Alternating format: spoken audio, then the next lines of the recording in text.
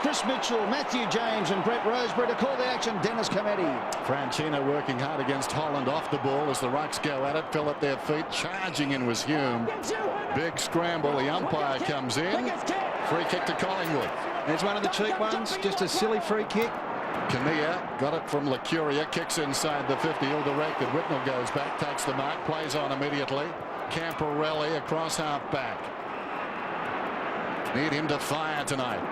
Massive crowd at the MCG. Friday night football. This is Beaumont. Forward of half back towards half forward. Allen. Meters in the clear. Can take it and go. Kicks inside the 50. Ill-directed. Sliding in Prestigiacomo on his chest. Lays it off. Wakelin. High ball towards the wing. Beaumont mistimed his leap. Got it on the way down close to the boundary line. Taken across the line. It will be tossed in.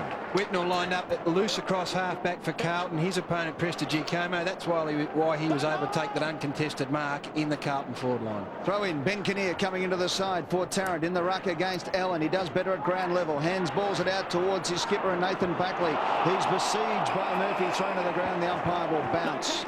Murphy's got the job on Buckley. You can see that already. A little bit of a dust up just in the bottom of your screen there. Camporelli and Licuria. He's actually improved his tackling rate this year, Justin Murphy. So Murphy right on the Collingwood skipper. Ball up at half forward flank for Carlton on the members' side of the ground. Camporelli dives in, and as you can expect, with both teams trying to impose their will, we'll have a few ball ups to start this game. Ringer Rosie up the Collingwood forward line at the moment as Holland comes up and Rocker goes to centre half forward. Big matchup, Murphy and Buckley. But Murphy, of course, always been inclined to get out on his own.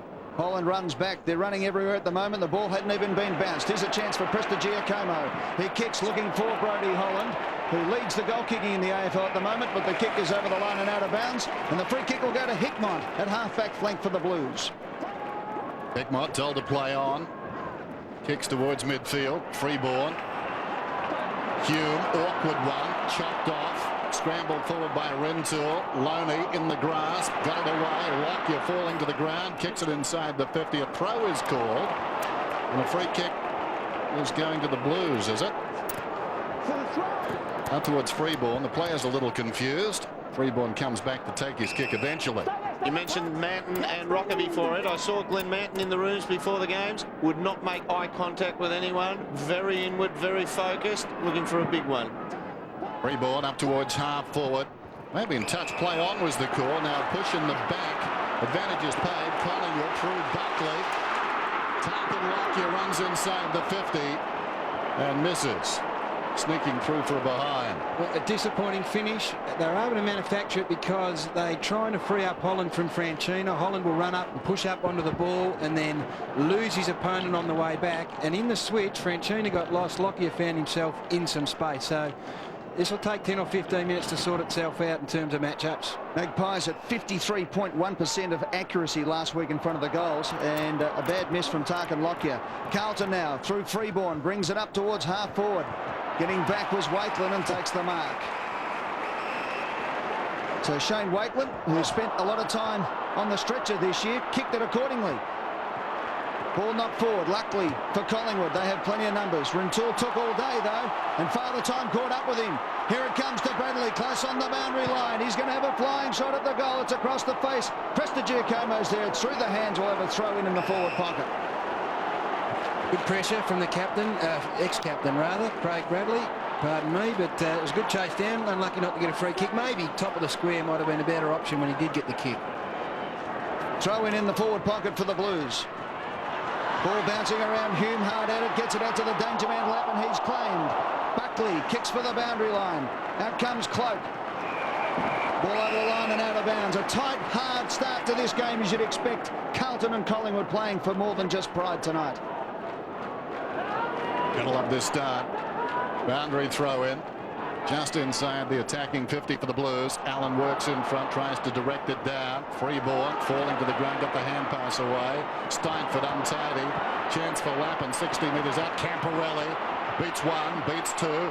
Did nicely. Merrington got the hand pass across to Lappin, and Lappin fires it through for the goal.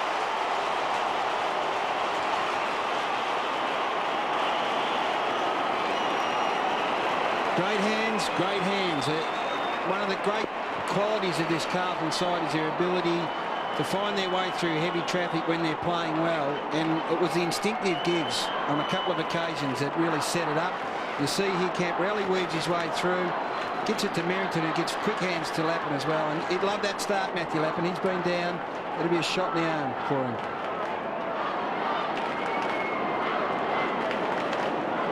We've played 5.5 minutes in the opening term. Carlton get first goal on the board through Matthew Lappin. It's a goal to a point. Blues by 5. Centre of the ground. Allen versus Rocker. Comes down. Lucuria just got a hand on the ball. Untidy handball came out. Rocker hard at the ball. Diving will have another bounce.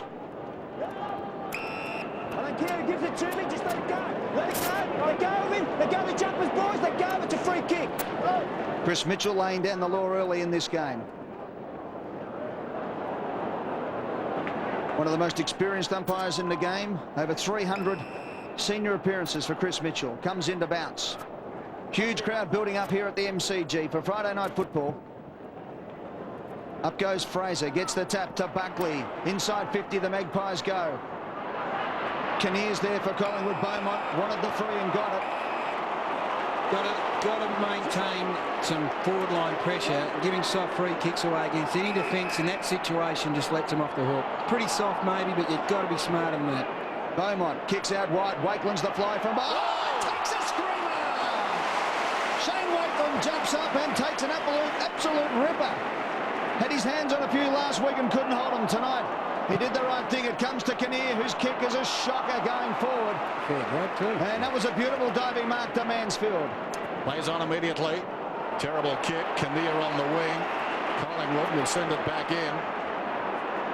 Gee, that was a waste from an experienced player then. Lucuria short. He's got it now. About 75 metres out from goal. Carlton by 5 points. Buckley on the overlap. Kicks inside the 50. Floats it close to the line. Davis up in front. Beaumont crawls after it. Flicks it across the line. Well, not deliberate, says the umpire. We'll have it tossed in. What a wonderful mark. Eyes only for the football. Tossed in meantime inside the attacking 50 for the Magpies. This is Watton. Needs a big game close to the line. Did it come off a boot? Yes, it did. Nick Davis says, you're kidding. Well, words to that effect. But Carlton have got the free. Justin Murphy goes backwards a long way. Beaumont now on his right boot. Well, he kicks with his left. Squeezed up a little. Gets it to Allen. Still inside the defensive 50. Spoor. Back to Allen. More time this time. High ball up towards the wing. Hume comes hard. Slides in like a base runner going to second and takes the mark on his chest. Good mark, Darren Hume. A welcome return from 2 weeks suspension. A bit of toughness in the middle of the field for the Blues. He kicks forward. Wakeland went for the big mark. McKinnon played on. That's gone. Dropping the ball surely. Yes, says the umpire. And Benny Kinnear with his 5th possession in the first 8.5 minutes of the quarter. Sorry, you wonder about peripheral vision in that instance, don't you? I mean, you can sort of sensed it, really, Corey McKernan, and all the players on the ground, most of them in one half of the ground here. So the flooding is in vogue. It's in full swing at the moment.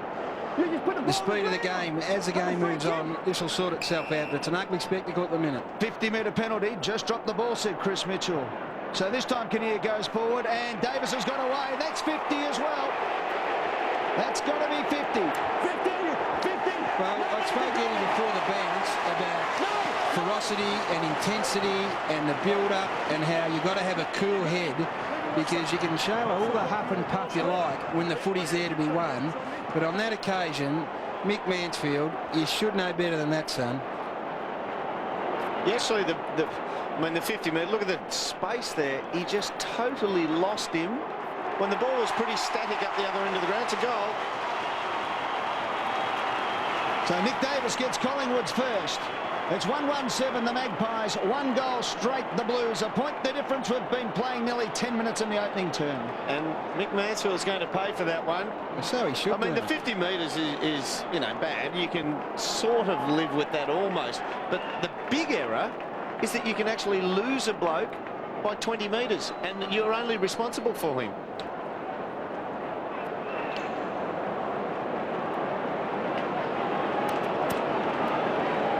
Lively start. Collingwood lead by a point. Just under 14 minutes till quarter time. Friday night football. Rocket and Allen shape up again. High bounce. They wait. Rocket timed at best. Lucuria could have been taken high. Taken down certainly by Ratton. And the ball up. Get off them. Take it easy. Take it easy. No doubting what that's all about. Mick Mansfield on the phone there to his coach, paying the penalty there. I would say more so for losing his opponent by 30 metres at the start, and cream on the cake and getting him off the ground, and a bit of education, the drilling in the back after he'd marked it. Muggy night in Melbourne. Kinnear up, knocked it down. Buckley tackled immediately. Murphy got him. Yeah, but hopefully, I'm sure we'll be able to shed some light on why he did lose him. I reckon there was a really good screen from Anthony Rocker, and we'll get that a little bit later. But Murphy on Buckley, I think, is a fascinating duel. I think they're throwing the gauntlet down to Justin Murphy and said, righto, son, it's time to step up in the big time here. Allen and Rocker. Allen wins this one decisively out the back.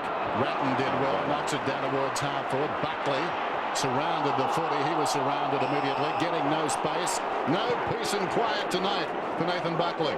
Just got a feeling with the scores just about locked up, only 1 point the difference. Carlton have got a couple of matchups in their favour. They've got Hume changing into the forward line, getting picked up by Prestigiacomo. We've already seen Hume get on the end of a lead out on the wing. Prestigiacomo wasn't able to sprint out with him, so he could be damaging on the forward line if it stays in here. Just under 13 minutes to go. Take your time. Just let him have a free run. Well, there you go. You've seen the clock ticking away there. These umpires had it for about 30 seconds. Ball up just outside 50. It comes out to Hume, is doing its head into the open goal. And he kicks a goal for Carlton. They're back in front. 2 goals straight, 12. Collingwood 1-1-17. Picked it before the bounce. 12 minutes gone, opening turn. Now, he's going to be as brave as you could back him in, Simon Prestigiacomo. He is a brave player, and he's suited to a big lumbering type forward, or even an agile forward, but they've got to be a key forward.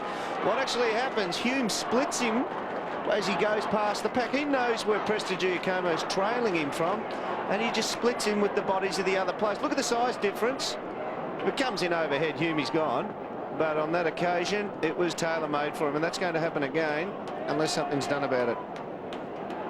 So back in the centre of the ground, it's the Blues by 5 points. Rocket nullifies the tap work of Allen and goes again. Gets the legs taken from under him. Play on, says the umpire. Lockyer fell at the inopportune moment. Carlton hard at the ball. Goes forward. Hume again. Gets a bad bounce.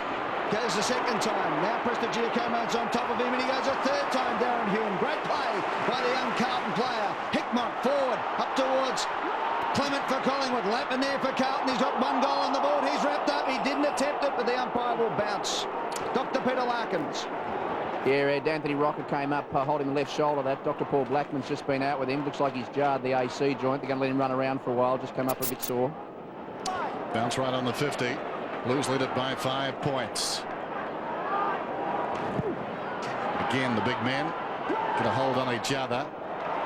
Got up on the second bounce. Murphy, Bradley, McKernan goes with the left boot. Coming back is Lockyer with courage. Spilt the mark, socket off the ground, Freeborn. Prestigiacomo across the goal face. A little bias on this one. It comes back to Holland. Franchina got him. That's got to be holding the ball. Gee, that's a Throw good it in, tackle. says the umpire. Great chase, isn't it? That's a And great tackle. you want to make a mark on last week's match winner in Brody Holland early, and just put some doubt in his mind, doesn't it? Well, would have thought he took on the tackler there. A little shimmy to try and go back around him. Ratton. Murphy, was he taken high? Thought he was. Diving in there was a Collingwood player in Lockyer. Spawn got it across to Beaumont hurriedly. Touch maybe the call. Going back is Allen. Chance for Merrington, taken down by Wakeland. Diving in, Hickmott, well played, got it to Freeborn.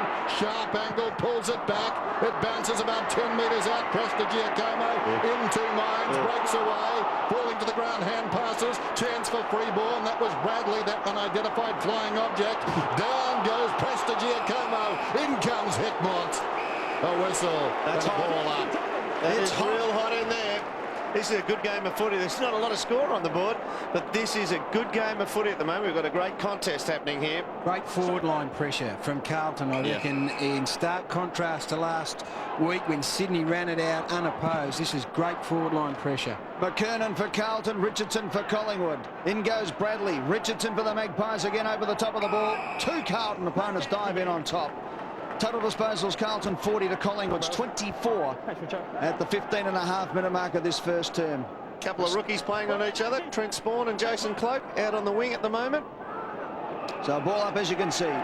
Free kick, Eddie, off the ball at centre-half forward to Anthony Rocker. I reckon Beaumont was the player that infringed in there. So it's 75 metres off the ball. Sure. Well, there you go. You're watching what happened. Oh, that's... yeah. Rocker's kick forward was an ordinary one, though. We've got it at half forward. Davis for Collingwood. Handballs it out looking for Licuria. Was a little bit too nonchalant. You can't do that in big games against Carlton. As Camporelli gets the handball working to Manton. Back to Beaumont. Slams a left foot forward. It bounces luckily over the head of the Collingwood player in Rintoul. It falls for McKay for Carlton. Forward he goes. Off direction. It's a race now. Burns for Collingwood. Runs into play. Gets tackled by McKernan. Dropping the ball. No, says the umpire. Lappin picks up and snaps. It's wobbling across the face of goals and through for a point. 2-1-13 Carlton. Collingwood 1-1-7. Burns came on to replace Preston Giacomo. So doing forward line pressure again. That's the second or third time we've seen a Carlton forward chase down a Collingwood backman from behind, and it creates opportunities. Lappin would be filthy that he missed that one, as would Corey McKernan, who's working hard off the footy. They seem to be in the mood to the Blues at the present time. Beautiful kick in though. Kinnear 60 metres from goal. Clement, wonderful kick. Kinnear towards the wing. Holland made to work, takes the mark. 8 goals last week. It was like dynamite early. Been a long way from home though, hasn't he? A couple of possessions that he's got so far in this first quarter. Wakelin. Now he plays on down towards half forward. Was looking. Nobody on down there. Buckley gave a belated lead, but he comes back to the middle. Rintoul takes the mark. That's just about another 50 there too. Play on. Awkward kick. Richardson gathers the bouncing ball. Steps around Freeborn. Kicks down towards the pocket. In front, Davis. Plenty of company. Camporelli went over the top. Goes looking for Whitnell. Showed courage. Went down, found the footy. Thumped it out of there. Hume at close quarters to Beaumont. Beaumont the high ball up towards the wing. Richardson works in front. Edged out of it by McKernan. McKernan's taken this mark. About 20 metres forward of the wing, comes back to Bradley. Bradley, a centering kick. Awkward one for Spawn. Took it well inside the centre square. Had some time. Lovely pass. Beautiful finish. Lappin's got it 35 metres out. Almost directly in front. Matthew Lappin's game today is the Matthew Lappin of last year. He's got his skates on and he's working his opponent up the ground. He gets him back to the goals and is able to double back on a quick lead. That's what you want a small forward to do. You've got to work. You've got to make it hard for your backman to play on you. And he wasn't doing that last week. He is tonight. You just saw it as the camera raised there. You saw him just change out of the stride. He was running towards goal and his minding man, Clement, was chasing him, and he doubles straight back out and leads at the kicker. Lappin has 1 goal. The margin is 6 points. This to make it 12. Not his best effort, but I think it's okay. No, it brushed the post. It brushed the post on the inside. 2 opportunities he would have gobbled, Matthew Lappin, and he'd be disappointed with that, but he's finding the footy, which is a bonus for Carlton. Collingwood, more often than not, 60% of their kick-ins this whole season in the pre-season games have been short and to the right. And that's where that one goes, from Buckley to Freeborn. Takes the ball up the centre wing, out towards the close crot. Ryan Loney there, he takes the mark. He's had the number 2 buzz cut this week. Playing on the half-forward line tonight. First touch for Ryan Loney. Usually a good kick. This one not so good, but Burns showed courage to change direction and went back with the flight of the ball and took the mark. The flood is affected. Carlton get back in numbers. Collingwood trying to find a hole. Burns switches play to Clement.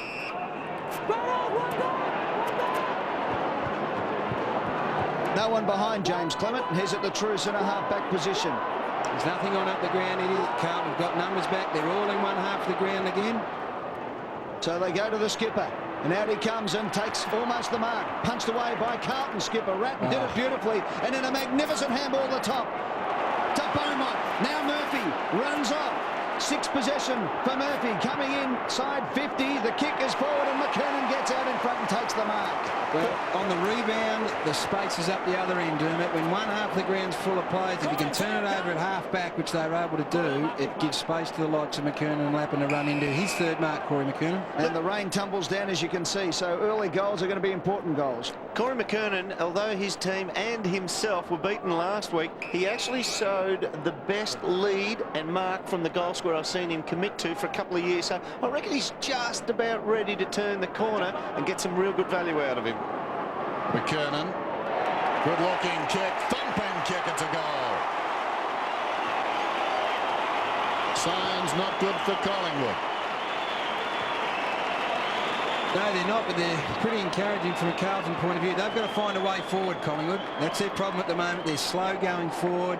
They're giving Carlton an opportunity to get back. They've got Lance Whitnell positioned across half-back, just filling up the hole. And every time Collingwood look up, that's all they see. Up the other end of the ground, plenty of space for McKernan and Lappin, and their movement's been pretty good.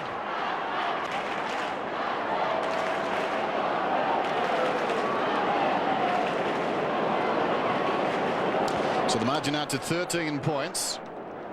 6 minutes away from quarter time. Carlton would be well pleased with this start. Allen goes up, knocks it down. Camporelli immediately taken down. That's been a feature. Players around the packs from both sides getting no time. Just need to settle here, Collingwood. Don't panic. They have had their forward thrust blocked up a bit, but Carlton are playing a very taxing running game. They're getting numbers back and they're having to run forward with it. So if they just bide their time, it'll be all right for them. It's Greasy now. Fraser surrounded, kicks towards centre half forward. McKay off hands taken high shortly. No free kick. Holland backs out of the pack. Well done. It's the hand pass to Lockyer. His high kick goes down to about 50 metres out from goal, but in the road is Whitnell. In the back half so far has a wonderful record in recent times against the Magpies. Cloak, terrific mark. Worked in front, wanted it more. Raked it in. So young Jason Cloak in his second game with his first touch tonight looks up and sees a wall of blue. They just can't panic with this one. They can't bomb away and they've got to use it wisely.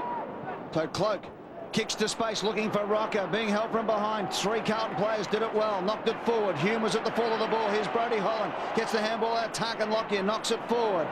Here's Licuria, taps it back. Going in was Burns for Collingwood. Carlton have got the numbers. Now Betheris thumps it forward. Umpire gets in the way. Lockyer hard at the ball. Freeborn was good for Carlton. Out to Hickmont. Quick kick away. Touch play on, says the umpire. Licuria spills it. Down to Murphy. The no-look handball came out to Lappin. Was good play. His handball was over the head of Hume. Over the line and out of bounds. Well, the throw in pretty much on centre wing on the members' side of the ground. Carlton by 13 points have played 23, and as you can see, 4 minutes and 38 seconds remaining. Mick Malthouse having a good look at things. Dean Laidley throwing the hands up in desperation. Tossed in. Fraser knocks it down in front. And passed out of there by Freeborn. Kinnear rides one bump. Hickmott there with him. Out of bounds, another throw. And this is terrific weather when your carriage has been questioned. Carlton, the ideal forum tonight. One of the things they've got is Whitnell free. His corresponding player is the second game at Jason Cloak. You wonder whether you give Cloak a job and try and free up one of your more experienced players to take advantage of it. At the back of the pack. Again, no space. Buckley tied up. And we'll have a ball up. Buckley pleads his case. Nothing doing. Whitnell, I was talking about his record against Collingwood. In the last 4 meetings, 17 goals, including 3 hauls of 5. Luxury to have him as a spare man in defence, although he's coming back after an interrupted pre-season. Holding on there, Josh Fraser gets the free kick from the wing. He kicks inside the 50. Davis comes on the lead again, attracting plenty of company. No free kick. It's out of bounds. It'll be tossed in. Whitnell again, the player who's able to get a fist in there. I think they've got to use someone who's more dangerous up the other end of the ground than perhaps Jason Cloak hasn't got the confidence to push forward at the right time. Get someone forward, give Whitnell something to think about on the way forward. Throwing at Collingwood's forward 50. It comes out to Hickmont. Here's Ben Kinnear trying to get through heavy traffic. Ratton at the bottom of the pack as always. Does it well. They're diving in. Courage shown from both sides at the moment. It spills out the back. Camporelli gets clobbered. Held high. Gets the free kick. We've had a crack at Scott Camporelli since the opening bounce, something he has got used to over his career. Paul Licuria, the job on he. Him. Camporelli transfers play. Spawn. Spawn has the ball on defensive 40. Southern stand side. A big crowd now has assembled here at the MCG with his 6th possession for the term. Kicks forward and free ball. Pushed the back, says the umpire. He got into the back of Bradley. Just opened it a little bit, and Bradley will take the free kick on centre wing. It's the furthest he's been out from goal. And he's basically a full-time forward pocket at the moment, Craig Bradley. To Whitnall, who squares it up again. This is Simon Wiggins. Kicks long up towards centre half forward. McKernan's the target. He flies from behind. Richardson got his hand on the ball. Cloak at the back. Handballs wildly. The race is on. Lappin and Wakeland looking for the boundary line and finds it. Will have a throw in. 40 metres out from the Carlton goal. They lead by 13 points coming up to the 26-minute mark of the first term. Brett Ratton there on screen. 3 disposals for him so far. He averaged 26 a game last season, including 16 and 30 against the Magpies. In front of the pack, half chance there for Burns. Still over the footy. Merrington's got him. Spills wide. Close to the line. Lockyer gets it across and out of bounds. Nathan Buckley has changed and had a spell gone to the half-forward flank. Young Trent Spawn had him there for a quick minute, but Andrew McKay said, we won't do that to you just yet, young fella. I'll take the Collingwood skipper. You go and pick up someone a bit easier, but he's wandering down the forward line at the moment. 3-2 to 1-1. Boundary throw in. Right half forward for the Blues. Wakeland, clean possession. That's Chansey. Hume goes down. Paul Licuria put the boot in.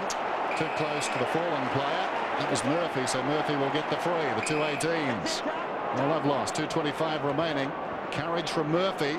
And he took some of the pace off that boot as well. Kick comes inside the 50. In from the side. Big leap. Kinnear got a fist on it. Close to the line. Hula hand. Did he keep it in? No. McKernan says why not the hand pass, but it was out of bounds in any case. Running onto it a little bit better at the moment. Carlton, uncontested possessions, 47. Collingwood, only the 21. They're just finding the loose ball in space at the moment, Carlton, as well as winning some hard stuff. So deep in the Carlton attacking zone with just minutes left in this opening term. Clement for Collingwood. Heads for the boundary line. Lockyer allows it to go over. Have a throw in 40 metres out from the Carlton goal. You notice Craig Bradley there almost ran past the ball to attempt to lay a bump on Tarkin Lockyer. I reckon somebody's been into Bradley's ear during the week. Throw in. Wakeland against Merrington. Burns for Collingwood, clears, but only as far as Murphy with under 2 minutes remaining. Murphy from 55 thumps it long to the goal square. Cloak for Collingwood, flies from behind and hits the post.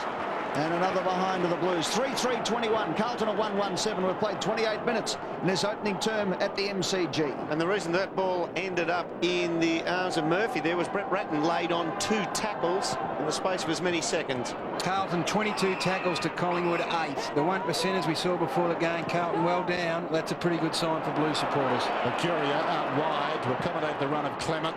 Probing kick towards half forward. Davis backtracks, leads in the race. Wiggins after him, but the boundary line is too close. It'll be tossed in. They do that well, Collingwood. A couple of times this season already, they've taken the ball from the kick-ins, untouched by the opposition, to get goals at the other end. And on a dry day, that ball wouldn't have skidded. It would have sat up for Nick Davis, and he'd be a shot at the goals by now. Magpies desperately needing a late goal here. Tossed in inside their attacking 50. Allen. It comes behind the pack from his hands. Bathiris. Down goes Hume. Couldn't control it. Licuria. Off his knees. Got it to Buckley. And the late goal isn't there. Misses to the left-hand side. They just can't panic, Collingwood. If they just keep chipping away, they're only 2 goals down. Admittedly, it's greasy conditions, but just keep working it. Those 2 goals finds up a little bit and less water on the ground in a few minutes' time. They can be kicked in a matter of minutes. The Blues by 13 points with a minute left to go in this quarter.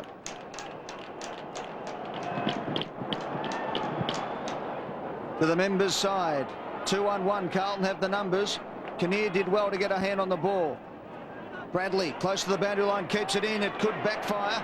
Whitnell got one in the back, though. I tell you what, Eddie, he can play centre-half back, Lance Whitnell. He plays a backman. He plays it in the back line. He just plays the angles. He doesn't go anywhere near an opponent. He just knows where the footy's going. Carlton go forward again. Here's a chance for Buckley for Collingwood. 39 seconds remaining. His sixth possession. He goes out wide looking for Kinnear. Has to wait for the bounce. He gets it now. There's a player on. It's Holland. He can run in and have a go here for the Magpies. He's got another player in the pocket. His kick was a shocker though. Whitnell got across, did the hard thing, zoned off on him and stopped a certain Collingwood scoring opportunity with 25 seconds left on the clock. You couldn't have described that one better. He just corralled in then, didn't he, and played the angle on the kick. He knew where it was going. The man was on down the ground. I've been watching him, Dermot. He cuts angles across beautifully and leaves players 20 metres away because he knows they're not going to get the footy. Rocker down to Cloak. Sweeping handball to Burns. Knocked it past Rintoul. Here's a chance now. Carlton have got all the numbers. Collingwood added in the forward 50. Now Whitnell kicks long for Camperelli. Takes the mark in the centre of the ground. 7 seconds remaining. Camperelli around the body. Out to Hume. 3 seconds and counting. Out to McKernan on the side and he's got it. Danger. Big danger. Well, it has worked beautifully for Carlton, you'd have to say. Their ability to set play up from half back, find free players on the way out. It's worked really well. It's given Corey McKernan the opportunity to play one out against Mark Richardson. Fourth mark, he's already kicked a goal for the quarter. And young Jason Cloak will learn from that one. The kick was on to the teeth of the goal or even put it in himself and he tried to make something, create something there. Clangers, Collingwood turned it over 11 times, Carlton only the 9. So McKernan with a very important kick. He comes in and he kicks the goal for Carlton after the siren. He marked it with 1 second remaining and he gets his second for the Blues. And Carlton lead 4-3-27 to Collingwood 1-2-8 on the quarter-time siren at the MCG. Every single player over to McKernan. That is a pretty good indication of the spirit of this Carlton side. They've come out, they've copped it. It's been a long week, Dermot. It would have been a long week coming, this game tonight, and you just get the feeling that they've let out a fair bit of tension tonight and they've been rewarded on the board. All right, the Blues have got the flyer they wanted. They've come out to play tonight, the Carlton boys. They've been questioned all through the week and they lead 4-3-27. Collingwood 1-2-8 at quarter time at the G. Magpies with some work to do.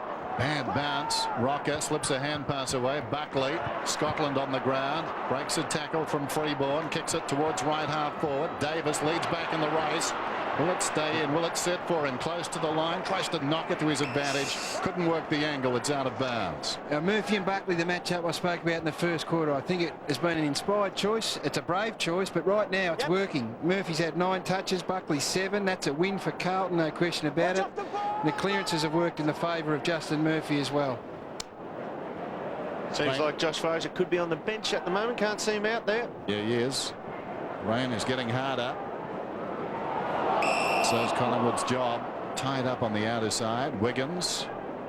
Jason, another ball up. Sorry, yes, Jason Cloak now has moved down to pick up Lance Whitnell. Instructions pretty clear, I'd imagine. Play on him, try and limit his influence on this game. And that's Whitnell playing centre half back, I might add. So a tagging role inside the forward 50 for Jason Cloak. From the bounce. Tarkin Lockyer. Handballs to Burns. Squares it up. There's Whitnell. There's Cloak. They're running hard at the ball. Lucuria out to Buckley. Left foot flying shot at the goals is offline. And Buckley's kicked 2 behinds now from snaps within 25 metres. And straight away, you get a result. Lance Whitnell not on his own. At least there's a contest. At least they get a crumb. At least they get a shot at goal. You can't allow someone like Lance Whitnell to play on his own inside 50. That's pretty heavy out there now. Kick will drop short. Camperelli in short. Murphy play-on's the call. Was he holding the ball off the ground? Davis. And the role of the goalkeeper down there, Manton. Some indecision. Eventually kicks it wide towards the members' side. In front, Whitnell had it knocked away. McKay got a fist. Comes across to Rocker. Tries to feed it towards the 50 by hand. Needed a kick, really. Diving in his spawn. Over the top is Scotland. Working away in close, I'd suggest. Tony Jones. Tony? It's absolutely, as Dermot said, it's absolutely bucketing down here at the moment. More importantly, though, is the wind has picked up enormously, and that is just billowing down towards the punt road end. The Maggies are kicking with about a 4-goal win. Throw up. Over the top, Betheris. Beaumont close to the boundary line. We'll have another throw in. How soon do you give it, Dermot? With weather like this, you got Tools out there, McKernan, you got Merrington as well. They're not top heavy, but how long do you give those big fellas in conditions like this? It depends on the way the setup is, doesn't it, Gary? I would say whether they bring the ball to ground and whether the smaller blokes can feed off them. Betheris for Collingwood gets it out to Buckley, this time from 49. The skipper sets sail for home and puts that one through. Collingwood left in the second term. 3 minutes in. Carlton 4-3-27. Collingwood 2-3-15. The thing is with the Pies, made the call before, they just can't panic inside their own half when they've got the ball. They've got a young team, and you saw Jason Cloke give one up in the first quarter. If they just use the ball sensibly, and that bloke, if he can get on it, on the end of it, about 60 metres out, he'll find the avenue, because Carlton haven't got the best back line in the world, and they'll make them pay. They just have to be patient, the Pies. Nathan Buckley, wonderful kick. 9 possessions so far tonight. Had 32 in round 1, 26 last week. He's the man. Camporelli took the ball away from him that time. Towards half forward. Merrington on his knees. Spawn hurriedly inside the 50. How will it bounce? Well done by Wakeland. Came to meet it. Backed himself. Richardson. Lockyer. Interesting. Moved it about 10 metres. Burns couldn't control it. Freeborn charging him down there. Merrington. Held a long time by Burns. Lockyer kicks it towards the outer side. Buckley gave a contest. Launched himself. Got a fist on it. And defiantly knocked it away from Murphy. Boundary throw in. Carlton by 12 points. It's a big challenge, isn't it, for Justin Murphy? It's okay to do the job early and break even, maybe even shade a champion like Nathan Buckley in the first quarter when you're pumped up and you set yourself all week. This is the tough time for him now. They did swap McKay onto Buckley for the last 10 minutes as well there, Gary, in that first term. There's Freeborn. Burns on top of him for Collingwood. Freeborn knocks it out to his brother. Thought he was in the backyard. Freeborn for Collingwood. Kicks up towards a boundary line. In comes Betheris. Uses the body. It stays in play. Rupert gets the ball. He handballs forward to Richardson. Richardson runs to 50. Has a shot at the goal. It's a shocker. Off the side of the boot and out of bounds on the full.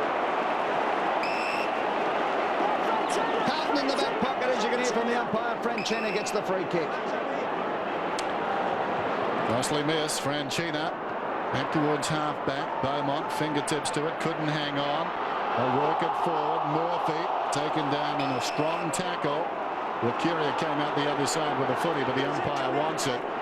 Well done by Rupert Betheris there, Dennis. His attack on the footy and his attack on the Carlton player, just to hold it in, invaluable. Players who actually keep the ball in their forward line. Merrington's hands were quick as well. He's done that a couple of times tonight. Allen tries to backhand it down. Freeborn slipped as he kicked. Ricochets off Lacuria and goes out of bounds. It's not going to be pretty. It's going to be tough tonight. Kicks so far. Nothing much between them. Got a feeling the Carlton faithful don't want a pretty game tonight. No, it hasn't been a pretty week. Down goes Allen. Murphy. Davis, Scotland, that's better. Broadens things. Buckley's been terrific. Spears the pass down towards full forward. Or was it a pass? McKay goes back. He was unsure. Slides into the fence and behind. Buckley doing all the scoring in this turn. The clearances early from Justin Murphy were up, and he's still going at the footy. He's still in it and winning the foot, or trying to win it in tight. Buckley's just dropping outside the pack. Yeah. He's just going to have to make a slight adjustment, Justin Murphy. Otherwise, he'll get cut the ribbons. 6 minutes into the second term, and the Magpies have lifted a notch. Blues kick out to the outer side. Allen was there. Over the line and out of bounds. No touch. Collingwood will bring it back in. Ryan Loney. Spoil give it a ride. Goes short. Just to defy Dermot. To Benny Kinnear. 8th possession for Ben Kinnear. I said this is where the Pies have to have that word patience again, because Carlton have so many defensive inside 50. They are everywhere, so they've got to use the ball wisely. Loney's instructing Kinnear to go backwards here. Hasn't seen him yet. Burns is just sneaking up on the far side too. Now he goes long. Rocker's the target. He'll have to fly against 3. In the end, the ball was over his head, and Allen gets the mark in the goal square for Carlton. 6th disposal for Allen. Whitnell miscued, but it was good enough to go to Hume. Good screening and shepherding going on there for the Blues. No 15. Bowman on the left boot, puts it high in the air. Chance for Collingwood. It comes off the hands of the pack. Good play by Freeborn. Knocked it out to his brother. Returned the favour from 5 minutes ago. They dive in on top. Buckley wraps it up. We'll have a ball up half forward flank. Collingwood's attacking zone. It's 7.5 minutes gone, second term. Carlton, a 4-3-27. Collingwood a 2-4-16. A bit of byplay there between the two captains. It is an age-old thing, isn't it, Gary? The last one up off the deck with the footy. Seems like a waste of breath, but important for some players. It's a sign. It gives a sign to their teammates. Collingwood enjoying their best patch in the game so far. Wiggins taking about 2 circuits right there. The bodies go in. It'll be a Collingwood Freeborn to take it. This is the kind of bloke you want the ball in the hands of at this space. Murphy was in his back. He sets it up. Plenty of Blues back there. Concede nothing though. The ball is slippery. Beaumont hand passes straight up in the air. Interesting. Bothiris used his head. Eventually got it across to Lockyer, who swings it back, but they can't buy a goal at the present time. Dominating the play, not getting it on the scoreboard. Corey McKernan, the other is the Collingwood brace trust. Corey McKernan at the other end of the ground. It is so cold out there, I'd imagine. He's doing sprint training at the other end of the ground to stay warm. Way down the other end. 7 scoring shots apiece, but it's the Blues leading but 10 points. They again take it to the southern stand side. They've got the numbers if it falls to the back, and it does. Free kick, though. It's paid now. Carlton's way. McKay to Ratton on centre wing. The Blues have got a very open forward line. Up it comes over the head of the 2 players running at the ball there. Richardson was one, and the other one was Merrington. And the ball goes over the line out of bounds. Hume has a spell. Inside 50s for the quarter. 6 to Collingwood, 1 to Carlton. And it is teeming down here at the MCG. Plunkett comes on in replacement of Hume. And as Tony said, that breeze is very strong. It whipped up at quarter time. Collingwood aided by it. That's helping their cause. Richardson, Merrington on his knees, got a hand pass away. Clement held a long time in the tackle. No free kick and another ball up. Tough night for the umpires too. Mitchell, James and Rosebery. Not easy, this sort of game. Best to let it go in this situation, Dennis, isn't it? Yep. No ticky touchwood ones. Straight back again. They've been pretty good so far. Matthew James throwing it up. Allen camped in front. Richardson reaches over the top. Licuria knocks it to his own advantage. Lappin slid in on his backhand, passed away. Well done by Burns, stood his ground. Drives it down towards half forward, coming back with a flight. Merrington dropped it, picked it up well for a big man though. Kicks it wide. Lappin stays out of the contest. Wishes he hadn't. Clement kept coming, picked him up. Ragdolled him. The last two contests there. Burns runs through the pack, takes the footy with him, and this one, Matty Lappin probably made the right decision in the end, but 2 Collingwood attacks on the footy have been pretty much spot on. Tossed in outer side. Allen knocked on by Franchina. Plunkett, high ball around the outer side. Burns goes back and takes a very good mark. He made his debut against Carlton, round 1, 1995, here at the MCG. This is Cloak. Plays on now. Across the half-back line. Wakeland will need to be careful. This ball is slippery, remember. Due care was taken. Well played. Wakeland now brings it up towards centre wing over the head of Holland. He got one high. Play on, says the umpire. Plunkett goes down. Knocks it beautifully on. That was fantastic play. It ended up with Merrington, now with McKay. McKay's kick was a beauty. Right down the throat of Whittle, who's gone forward. Quickly gets it going. High flyers needed. McKernan from behind for Carlton. It falls to Wakeland for the Maggies. He handballs on to Steinford, who got a push on his back there. Play on, said the umpire. Good decision. And we'll have a throw in as Wakeland, who's having a beard-growing competition with Shane O'Brien at the moment, gets up looking more like King George V, as we'll have a throw in. Forward pocket for the Blues. Only the second inside 50 in 11.5 minutes of this term. Young Cloak up against McKernan. McKernan opened it up, and the umpires paid the push. It'll go to Cloak in the back pocket. That's a bad free kick, because McKernan against Cloak, you'd think, is a good enough bet for McKernan just to go to the footy and try and get his hands on it instead of standing and wrestling with young Cloak. Free kicks, Collingwood 8, Carlton 6. Watch. Cloak. Buckley up towards half-back. Needs to be careful bouncing. Kicks through the wing towards half-forward. Burns on a collision course. He has been sensational. The last 5 or 10 minutes, that is the strongest show of leadership probably on the ground tonight. That was wonderful. Franchina took his eye off the ball. Burns didn't. Kicks down towards full forward. In front, Holland couldn't hang on. Freeborn slides in. Met solidly. Matthias came over the top with Rintoul. Beaumont breaks away. Bradley taken front on. Interesting. Moved it about 5 metres. Plunkett the look away hand pass. McKay to Beaumont. Peels off half back. Kicks towards half forward.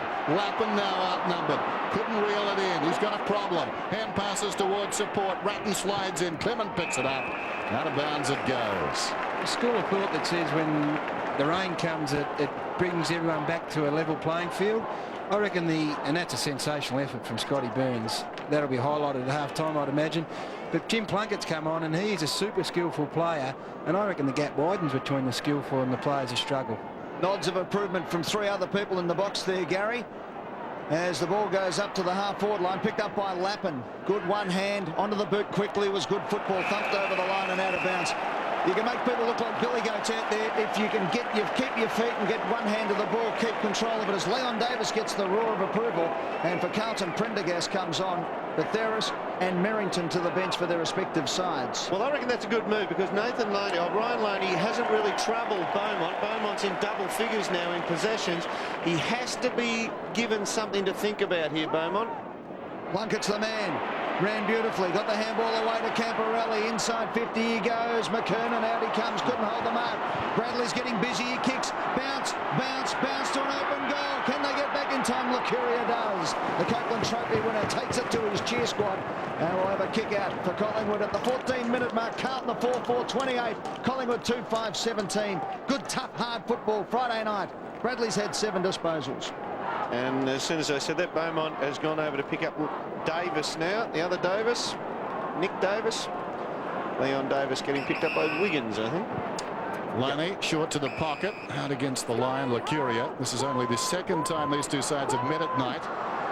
Lucuria with some problems. Comes away, gets it straight to Ratton. Oh, gee. Forward line pressure.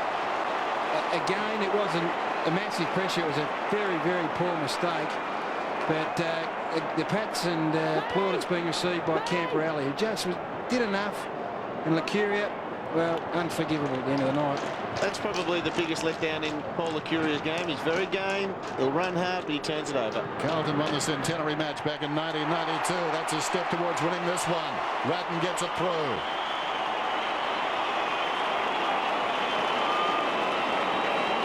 Yeah, that man on screen, Paul Lucuria, he's a good player. That's the one area he's really, and he has worked on it on that part of his game, his turnovers. This is just a shot selection there, Gary.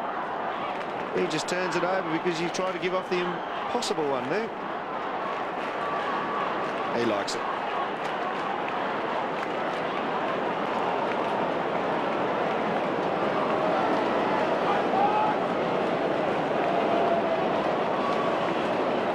So against the run of play, Carlton get the goal and lead by 17 points. The kick clangers, Collingwood 7, Carlton 3, and that's what's killed Collingwood in the opening 2 games this year, their turnovers. And that was as bad as you can possibly get to the Carlton captain, who gets a shed shot. But Lucuria recovers, boots it forward for the Magpies. Here's a chance for Davis, knocks it to his brother, Leon. Brothers in arms at least. Leon takes them on, close to the boundary line, keeps in play. He's run a mile. Now he gets his kick in. Play on, says the umpire. It falls for Scotland. He's been pinged for running too far. It'll come out to the defensive 50 for Carlton. The only bloke who ran further than him then was Forrest Gump. He did try to make something happen, no doubt about it. The kick.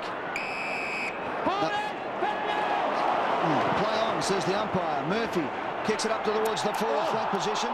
Lappin went high. Steinford for Collingwood kicks it up towards the wing. It's all Blues there, and Murphy just takes it and sticks it under his arm.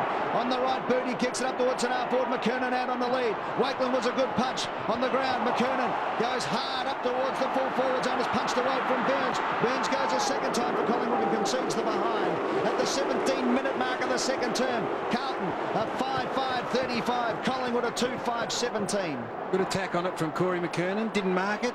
Won't get a stat for it, but attacked the footy with enough vigour and aggression, and the spill came to the front and gave his Crummers an opportunity, and that's all you ask from someone like Corey McKernan, particularly on a night like this. 5 marks to Corey McKernan. I think his attack's been on it has been pretty good tonight. Yep. Blues by 18 points. Clement. Great kick. Another beautiful kick. Kinnear this time. Left half back. Man on the wing. That's Richardson. He thought about it. He's delayed too long.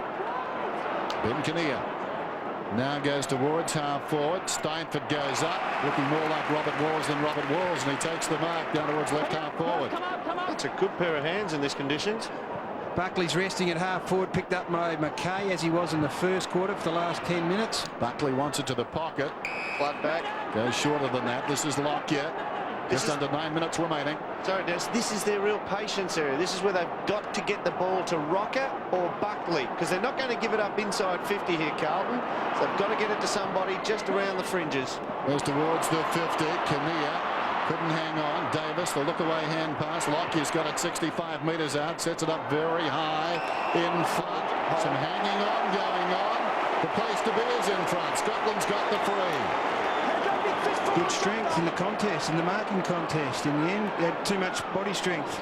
For young Houlihan, he hangs on as a sign of desperation. That's one that Collingwood could exploit here, because Heath Scotland actually has a good attack on the ball. Now, if he can push forward and get isolated against Houlihan, he's going to have a better attack on the ball, and even the ball coming in on a kick, he might be able to take chest marks in the wet.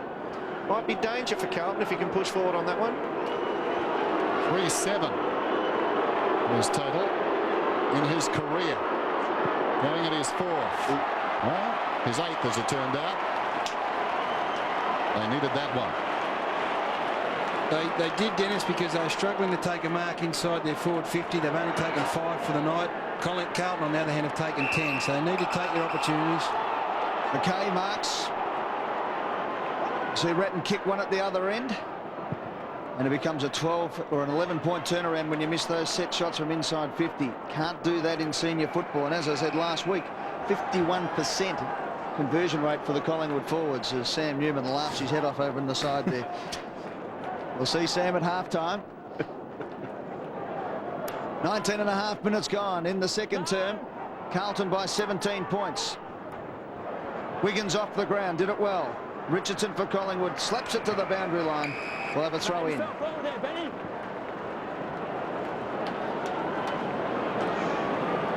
Coming up to the 20-minute mark of this, the second term. A goal apiece this quarter to the captains, Buckley and Ratton respectively. Bradley tries to throw it out in the wet conditions. The umpire said play on. Hume found space where there was none, but his kick was ordinary, and this time Scotland marks the ball. Magpies running through the middle of the ground. Davis is one of them. Up from half forward, he marks it at half back. Gets his kick under pressure. It's a beautiful kick too. Straight down the throat of Cloak. Cloak handballs on. Here's a chance now for Loney. He loves these from 55. It's long. It's strong. It's a goal!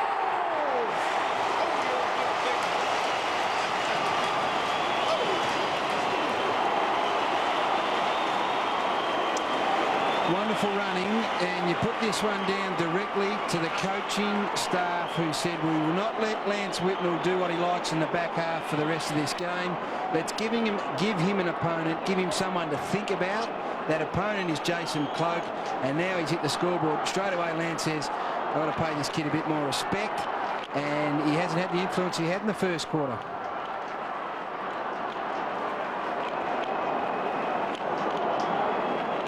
Collingwood is sticking. The margin 11 points. Under 7 minutes till the major break. Knocked down by McKernan. Bradley immediately wrapped up. As the game rolls on now, young Cloak, who is Whitnell's opponent, he's giving Whitnell something to think about. Now Lance has to respect him a bit more, and that's a win for Collingwood. Allen off the ground. Meantime, back at the game, this is Lockyer across the body. It bounces down towards half forward. Cloak did nicely. Licuria. Steinford down towards half forward. Collingwood again looking good. Kick out wide. Buckley comes in a searching lead. Couldn't hang on. Quality there. McKay and Buckley over the top. Freeborn slaps it away. Beaumont goes with his right boot up towards the wing. That's good enough. Murphy takes the mark. Started so well, has faded in this term. Whitnell's worked himself into the loose man position again. Aided by a pick from Prendergast. Murphy moves away. Runs to the wing. Nothing much on offer, and that's a terrible spot to kick it. Straight to Richardson. Nobody near him. Kinnear on the overlap. What was he thinking? Camporelli has it. 20 metres out directly in front. It was as if Camporelli offered a lead and Kinnear honoured it. Well, let the pitcher tell the story. That is just un-AFL-like. Camporelli, very AFL-like, comes in and exacts full toll. Saw a shot of Mick Malthouse there. Grey hair, Dermot. You get the video and you replay that one, and the other turnover from Licuria, 2 goals on a wet night. That's why he's grey. That's what they did against Richmond in round 1. They shot themselves in the foot in the defensive 50 just by trying to hit targets. Well, in the wet, they almost become impossible targets. Why would you go there, though? Someone's got to ask the question. Kinnear's had 9 kicks, 4 of them have been clangers. So the Magpies have to reload again. 6-5 to 3-6. Buckley in the centre of the ground again. Tried to do it on his own up forward. The rebound came down. Kinnear turned it over.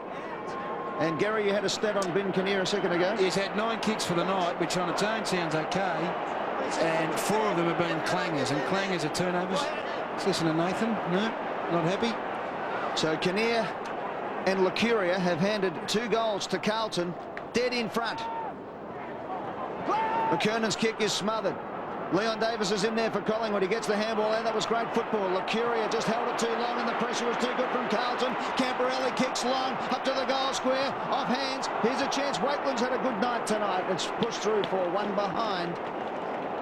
And Carlton are lifting in the last 5 minutes of this term. Good contest there by Wakeland. Good, wasn't it? Now the safety will be in here. Well, Clement is a beautiful kick.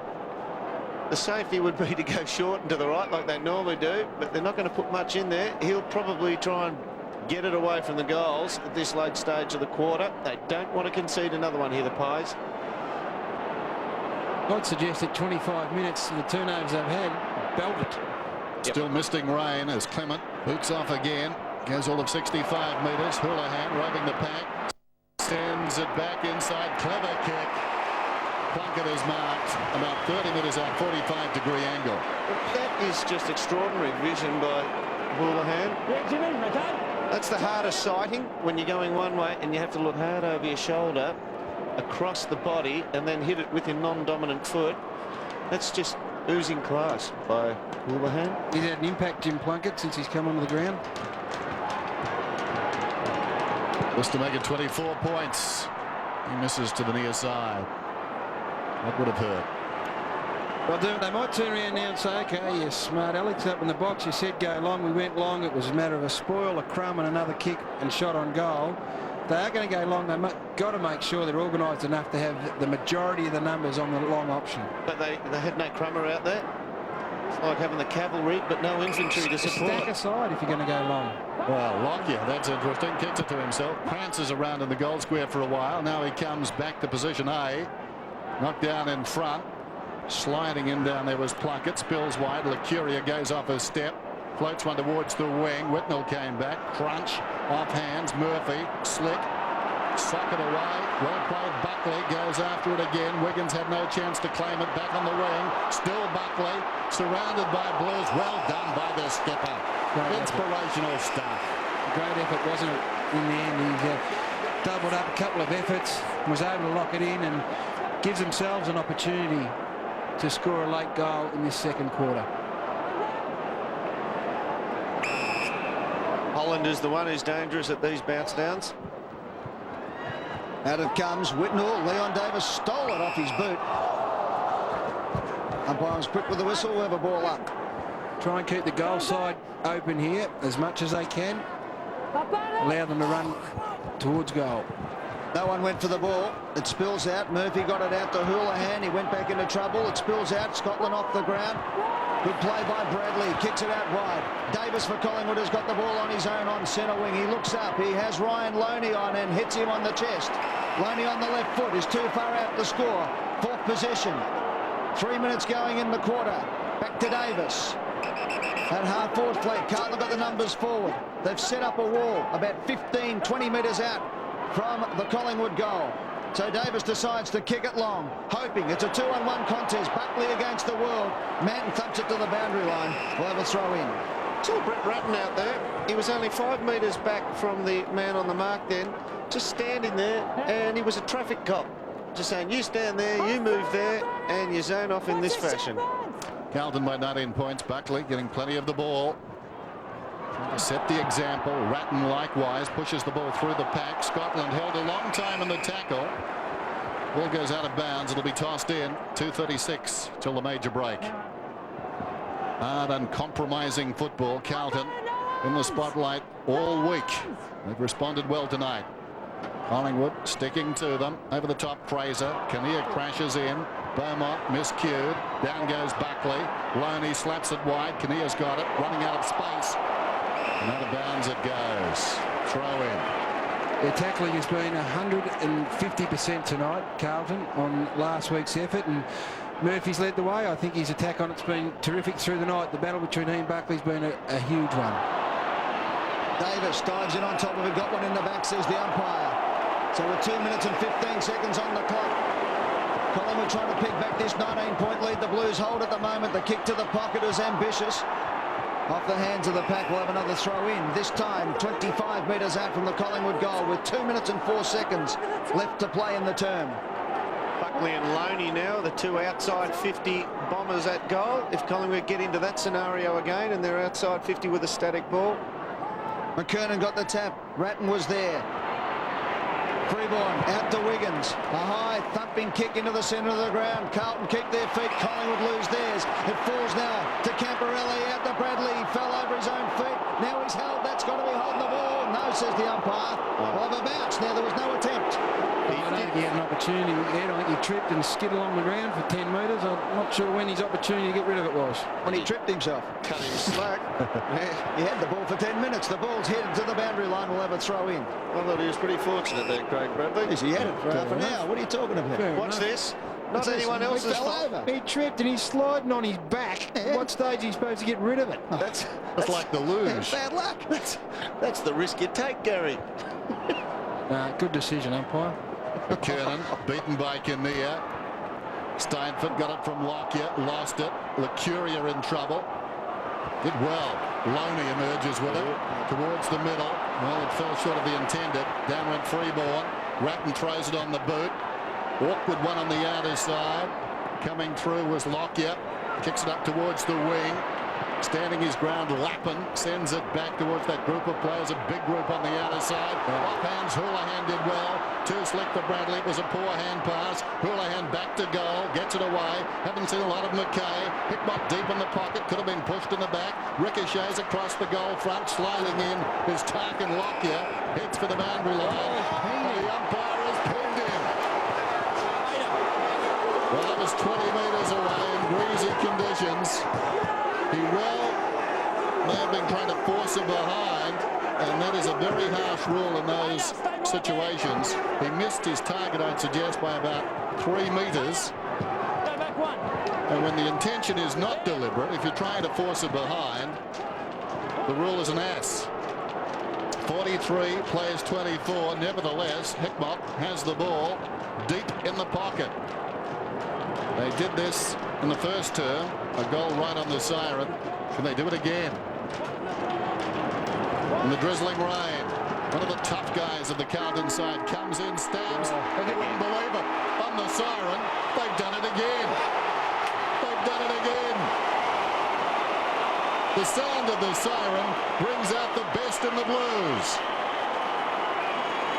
Well, it is a harsh game. No question about that. Late goals. I'd like to see it again. Here he is. Well, you could make a good case that he's going from behind. Unlucky. Well, we said early on, as long as the umpires let it go for everyone.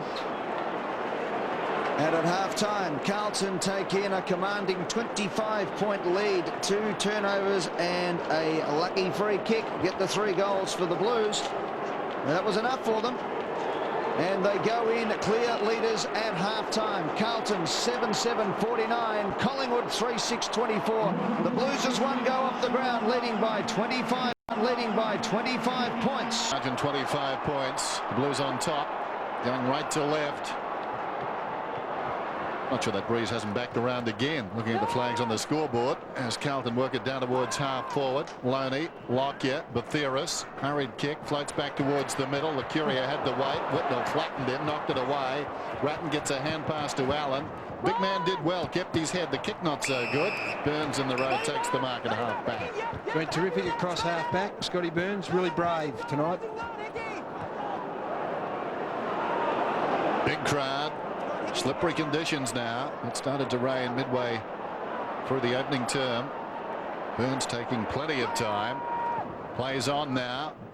Runs towards the wing. Kicks beyond the wing. McKay could have been held. Cloak in from the side. Lockyer the crumb. Kicks inside the 50 with the outside of the boot.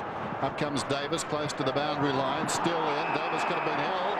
He'll get a free kick. Can he conjure something from deep in the right full forward pocket? He started him in the goal square as a nominal full forward against young Wiggins, and it's not such a bad move. Yeah, it's inventive, isn't it? Yep, and Wiggins wouldn't be comfortable playing out of the goal square. Back him in here. You two have a real dip at it.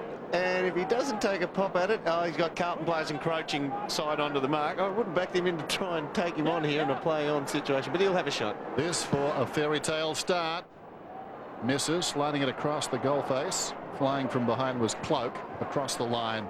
The first score of the second half of the Magpies. Let's go down to Tony Jones on the boundary. Thanks, Eddie. And the main message from Mick Malthouse at half-time, and he desperately wants him to move the ball a lot quicker in this half. As for Ben Kinnear, well, I dare say his ears are still ringing. Murphy in the back pocket. Kicks it long out the centre wing on a wet night. There's Ben Kinnear. Over the top, but it wasn't strong enough to the boundary line, and it's Beaumont on centre wing who streaks the ball up towards the half-forward flank position. Bathiris gets across for the Magpies, takes the mark. Beaumont 14 possessions tonight. He's had plenty of it off the half-back line. Has a bounce. Courageous stuff to Burns. Can come wider still to Lockyer. At defensive 50, the Magpies have transferred play. Buckley runs the position. Little chip over the top was good football, and the skipper takes the mark just. Good hard running, Eddie, from one side of the ground to the other, and the skipper led the way. Pushed himself probably 120 metres, I think, to get on the end of that. 14 disposals coming up, or 14th disposal. First mark of the night for Buckley. He kicks up towards half forward. It was an ordinary kick on that occasion. Dropped short. McKay got in front of Steinford and held the mark. When the ball gets wet and the kicks don't find the target going into the forward line, he will pick it off in the second half here unless Collingwood use the ball wisely. McKay looked to transfer, then held it up. Pressure from Fraser. Turnover coming up. Here's a chance for redemption for Ben Kinnear. It sits for him. He picks it up. Turns, kicks blindly, and turns the ball over. Allen caught from behind by Cloak. Throw in. Good young legs. Good young legs from Jason Cloak. Pushed really hard. Worked well to get across. Not sure whether he had. Yeah, not good decision. Good hard running by Jason Cloak, the 19th man taken in the 2001 draft. Free kick is going to Collingwood off the ball. Love to hear the explanation. Davis, 75 metres out, long down towards full forward, needs a man at the back. Collingwood have got that man at the back. Lockyer, open goal.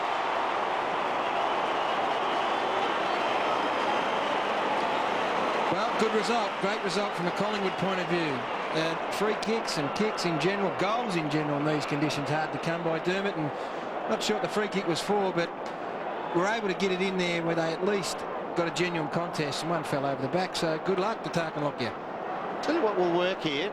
If Collingwood play a version into their forward line of the Pagans' paddock, they'll kick a few goals here.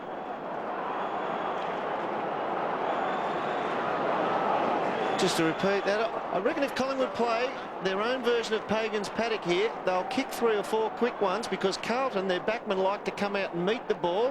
One-way type of backman, turn them around, go the other way. I reckon they might be a little bit shaken. That goal was created by that. 4.5 minutes into the third term, all the scoring Collingwood's way. They've kicked 1-1 to no score since half-time.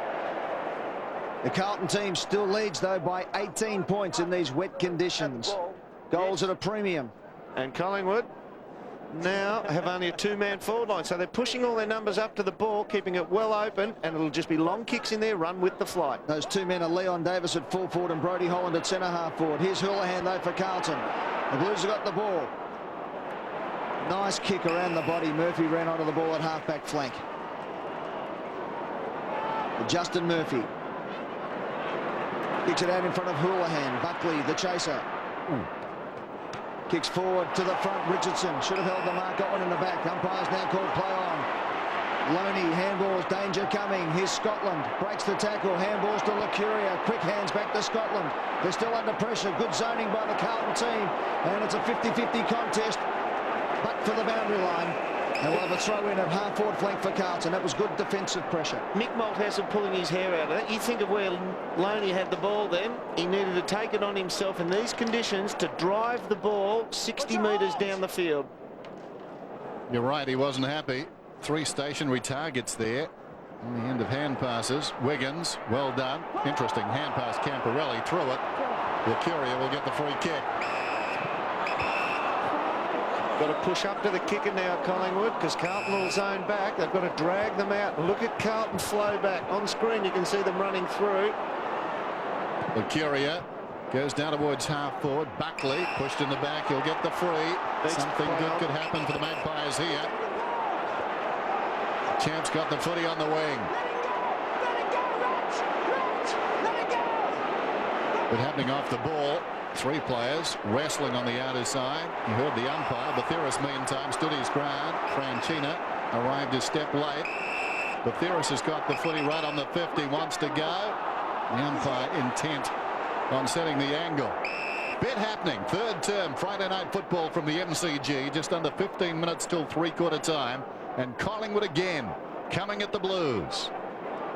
Bathiris probably will set it up to the top of the square. Hasn't seen a lot of it. Rupert Bathiris hoists it very high. They'll contest 10 metres out. Plenty of Carlton players at the drop. Chance now for Lockyer, taken by Davis. Around the corner. Clock.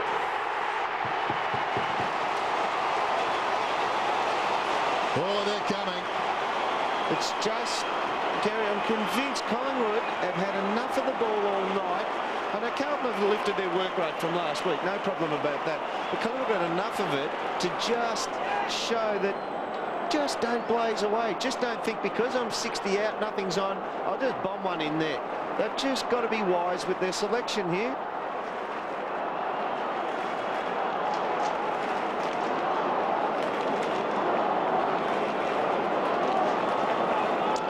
Back at the MCG, and Jason Cloke, son of the wonderful player in David Cloke, scores his first goal in football and brings the Magpies back to a margin of 12 points.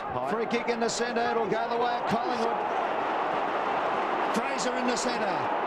Off to Licuria. Held the ball. The running Loney was past him. He then thumps it in the air. It was the wrong option. And he's kicked the ball to the boundary line. We'll have a throw in. Ryan Loney was at full stretch. The handball didn't come. Why they've got pressure on, they had to get it in there quickly again. They've got a smaller structure now. They've got the 2 Davises up there, Cloak to keep Lance Whitnell on us. Get it in there quickly, create something out of nothing. Kinnear tapped it down in front. Freeborn dug it out. Down goes Steinford, pushed in the back. Panicking a bit here, Carlton. They're getting in the back. They're second to the man who's getting to the ball first, being Collingwood. Steinford in the rain, kicks inside the 50. Cloak comes hard. Beaumont did well. Stood his ground in front, oblivious to the lead behind him. 49 plays 37. Nick Davis has to keep Simon Beaumont more honest than what he is. He's winning too much footy and not getting in a dangerous position himself. So Beaumont isn't paying Nick Davis enough respect. Zones off and takes uncontested marks like that. Vanderbilt had 8 goals against the Magpies on this ground. Round 17 back in 1999. Off hands, Bathiris kicks it very high down towards half forward. Allen angled fist away. It slides behind and goes across the line. All the energy at the moment coming from the Magpies. The third term, 28 disposals to 11. Collingwood's way. Translated on the scoreboard. Again, the ruckman lock up. Ratton at close quarters. Hasn't seen much of it tonight. Licuria got it away. Down went Cloak. Ratton and Davis collide. Sliding in down there was Wiggins. Lucuria put the boot in. That hurt Ratton. Meantime, Holland hasn't kicked a goal. Steinford tries to give it across to him. McKay falls on top of it, and 5 men fall on top of him. This is the area where Nathan Buckley is going to be dangerous here. You'll watch him. He'll try and split himself from Justin Murphy by using other bodies here. He'll try and screen himself off. And he's the danger man here. 10.5 minutes gone. Third term. Carlton by 2 goals. Buckley just on the left-hand side of the pack there. Throw up. 35 out. Buckley went up, tried to grab the ball. It spills. Carlton get the ball out. Or do they? Davis crashes through. Back to Buckley. 55 out. He picks it up beautifully. Chips around the corner. Too far maybe. Yes, indeed. Out on the full. And McKay will take the free kick for Carlton on defensive 40. They'll all leave the area, Collingwood, now, and vacate their forward 50 to set it up, make some space for the likes of the Davises and the Hollands to run onto the footy. McKay goes short, bounces out. Here's a chance for Davis. Tries to break the tackle. Tries to break the second tackle and drops it. Burns goes hard at the ball. Heading the wrong direction with one hand on a wet night. It's not the percentage play for Nick Davis. Ball up. Isn't it amazing when you work harder in the contested possessions? Collingwood 15 to Carlton 6 this quarter. They also get on the uncontested possessions 13-5, their favour. Here's Davis inside the 50, low and hard, missed down there by Cloak. Franchina, meters in the clear, swings it wide. Lucuria, degree of difficulty very high. Lappin towards the wing, getting across Kinnear, sliding in out there Merrington. Now Fraser, Collingwood again. Mountain attack, not a good kick. Manton dropped a chance for Davis. 60 metres out across the body. It floats down towards Cloak. Tries to hold his ground. Fell over. Scrambles after it. Over the top Whitnell. Franchina is there. Pushed off the kick by Freeborn. Out of bounds it goes. Got a decision to make now. Wayne Britton with Lance Whitnell. Young Cloak is doing excellently against him and is essentially playing full forward, which means Whitnell's on the last line and has to respect him. Can't be as creative as he was in the first half. Maybe time to get him forward. 12 minutes gone. Think about too. 12 minutes gone. Third term. 2 goals the difference. Carlton in front. It spills out the back to Murphy to Hume. Carlton have got numbers in the middle of the ground. Out they come. Good lead coming out there by Merrington. Drop the mark. I reckon a hamstring might have gone there to Wakeland as well as Houlihan kicks forward. Here's the paddock. Wakeland goes again. He overruns the ball. It spills to the back. Lumping into an open goal. Here's the easy reply for Carlton for his second.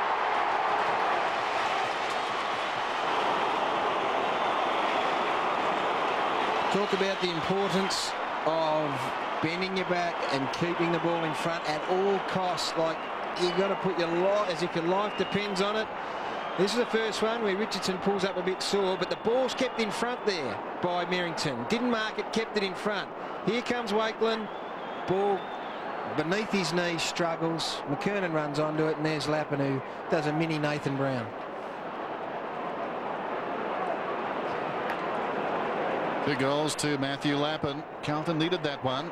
Just had the feeling there was some self-doubt creeping in. They're up by 18 points. Ratton goes off the ground, down towards half forward. Whistle. He put the hand over the neck of his opponent, Steinford, there as he socketed it off the ground. Leon Davis has sparked their forward line. This is Scotland, forward of the wing. Probing kick inside the 50. Well, very wide. Movement attracting the ball, and Davis certainly moving. They need more from Holland. Only 4 possessions to half-time. You think back, a week is a long time in football. 18 possessions and 8 goals last week. The focal point at the moment, Leon Davis. Boundary throw-in right on the 50. Allen slips over, gets to his feet. Still wins it. Buckley is trying his heart out over the footy. Camporelli comes after him. They double team him. Murphy's over him as well. He did pull it back in. Whistle, ball up. Got knocked back. Just go away. Just go away. You heard the umpire. Go away, Humey. And I reckon Wayne Britton would be thinking, Humey, stay in there. Going to pull a free kick out here. Well, I'm not sure what that proves from both sides. Someone's just going to give a free kick away. That's all that happens here. You're not going to hurt anyone. Kick comes out. Merrington starting to present himself. Does it well. On centre wing, 6 possession coming up. Gives it a thump up towards centre half forward. This is a vital passage of play. 3 Magpies up. The ball comes to the ground. Davis was grabbed. Play on, says the umpire. Buckley gave one too high. Play on now as Murphy goes with a big bomb torpedo. It could go through. It's more touched beautifully by Wakeland on the line. Desperate stuff. Point to Carlton. 8:56. Collingwood 5-7-37. Redeemed himself to some small degree. Did Wakeland? You're a hard man. Well, 6 points. Hard to get back tonight, Dennis. Well, it would have been 6. He really stretched every sinew there. Marvellous kick coming in from Murphy. Loney drives towards the outer side. Get the feeling the Blues are responding now. Kinnear taken front on by Houlihan. And another ball up. 8-8 to 5-7. In Kinnear. Blood rule. And Bradley, is it? See that kick of Murphy? Kick ball. That had steam coming off it when it left the boot. Hit it beautifully, didn't he? And they use a new ball at half-time, so it wouldn't be one of the waterlogged versions, but he did hit it nicely. There is a theory going around football at the moment that there's too much time being wasted on the blood rule, and some doctors are actually pushing that it should be for active bleeding, not just little grazes that are open and just a little bit of blood appearing that's not actually actively bleeding. Quiet there. Yeah. Kinnear got a boot to it and was taken over the shoulder as well. Collingwood have gone inside 50 on 31 occasions for 12 shots at goal. Not very efficient. Carlton only 23 times, but they've had 16 scoring shots. So going to make more of their opportunities when they go forward, the Pies. Testing conditions. Paul Licuria's got it up towards the wing. 56 plays 37. Terrific crowd again tonight, probably around 65,000. Licuria long, reaching over the top. Manton, Burns, terrific second turn. Davis hard against the line, goes with the outside of the bit. It comes towards Lockyer, couldn't trap it. Freeborn stood up in the tackle. Franchina got it away. Whitnell sold into trouble, close to the boundary line. Hume goes down, arriving quickly. Franchina, a lot of effort for little return. Boundary throw in. I know it's wet, but I tend to think at league football level, once you can mark, jump, run and all those things, your most valuable asset is one touch. And if Tarkin Lockyer had a one touch then, it's a shot on goal. 17.5 minutes gone, third term. It's Carlton by 19 points. Inside Collingwood's 50. Murphy's wrapped up. Johnson for Collingwood over the ball. Now it's Buckley. Camporelli applies the pressure. Back to Licuria on the left boot. Just 15. Umpire says yes. McKay transfers play. Danger here. Scotland for Collingwood. Sets himself. Good play by Houlihan. The pressure was on. Over the top. Houlihan does the better. Knocks it on. Great tackling by Batheris. Batheris goes again off the ground. Franchina was worth 2 kicks. Up to an empty forward 50 for Carlton. Prestigiacomo back to Wakeland. Over to Ryan Loney. Loney looks up. He has space out on the wing. He goes out that way to Burns. Burns marks on his chest. Plays on straight away. Kicks inside 50. Here's a chance for the Magpies. Which way will it go? Hume does it beautifully. Locked up by Buckley. Out to Mansfield. Johnson's after the ball. He went for it and got it. Knocks it out. Close to the boundary line. Over it goes for a throw in. Tough stuff in there in the forward 50. 7 minutes and 22 seconds remaining. Clearances in the third quarter. 8 to Collingwood, 3 to Carlton. It's been tough. The tackling from both sides has been terrific. The trap from Darren Hume there was terrific as well. Sensational. In fact, might have saved the goal. Didn't get a stat, kept the footy in. Fraser hurriedly touched off the bit. It ricochets out of bounds in the pocket, closer to Collingwood's goal. Yeah, so if Collingwood score a goal out of this 4-0 forward, Carlton will actually have a little bit of doubt there at the moment, because Collingwood have had the lion's share of possession this quarter. They'll be coming home. They'll be kicking with the rain in the last quarter. Fraser and Allen falls at their feet. Murphy could have been pushed in the back. Nothing doing. A ball up. Look at the margin in this game, and you think back to those last 2 goals in each of the first 2 terms, right on the siren. The last kick, literally. Top 5 possession getters there. 2 top boys, Collingwood players. And Murphy and Buckley both feature in the top 5 players on the ground, so that duel continues. And this is very energy sapping. Concentration required here. A lot of space goal side for Collingwood here. Fraser goes up. Johnson. Ball up. We'll go to Dr. Peter Larkins. Yeah, Collingwood bench got some problems down here. We saw Richardson come off with a hamstring injury, and they're icing that up. Looks like they'll be finished for the game. Nick Davis got hurt right at the beginning of this quarter, Ed. He's been struggling with a hip injury. They've been off, and they've been working on his pelvis and hip for the last 5 or 10 minutes. And also, Scotty Burns has been having some trouble. So Collingwood got 3 injured players at the moment.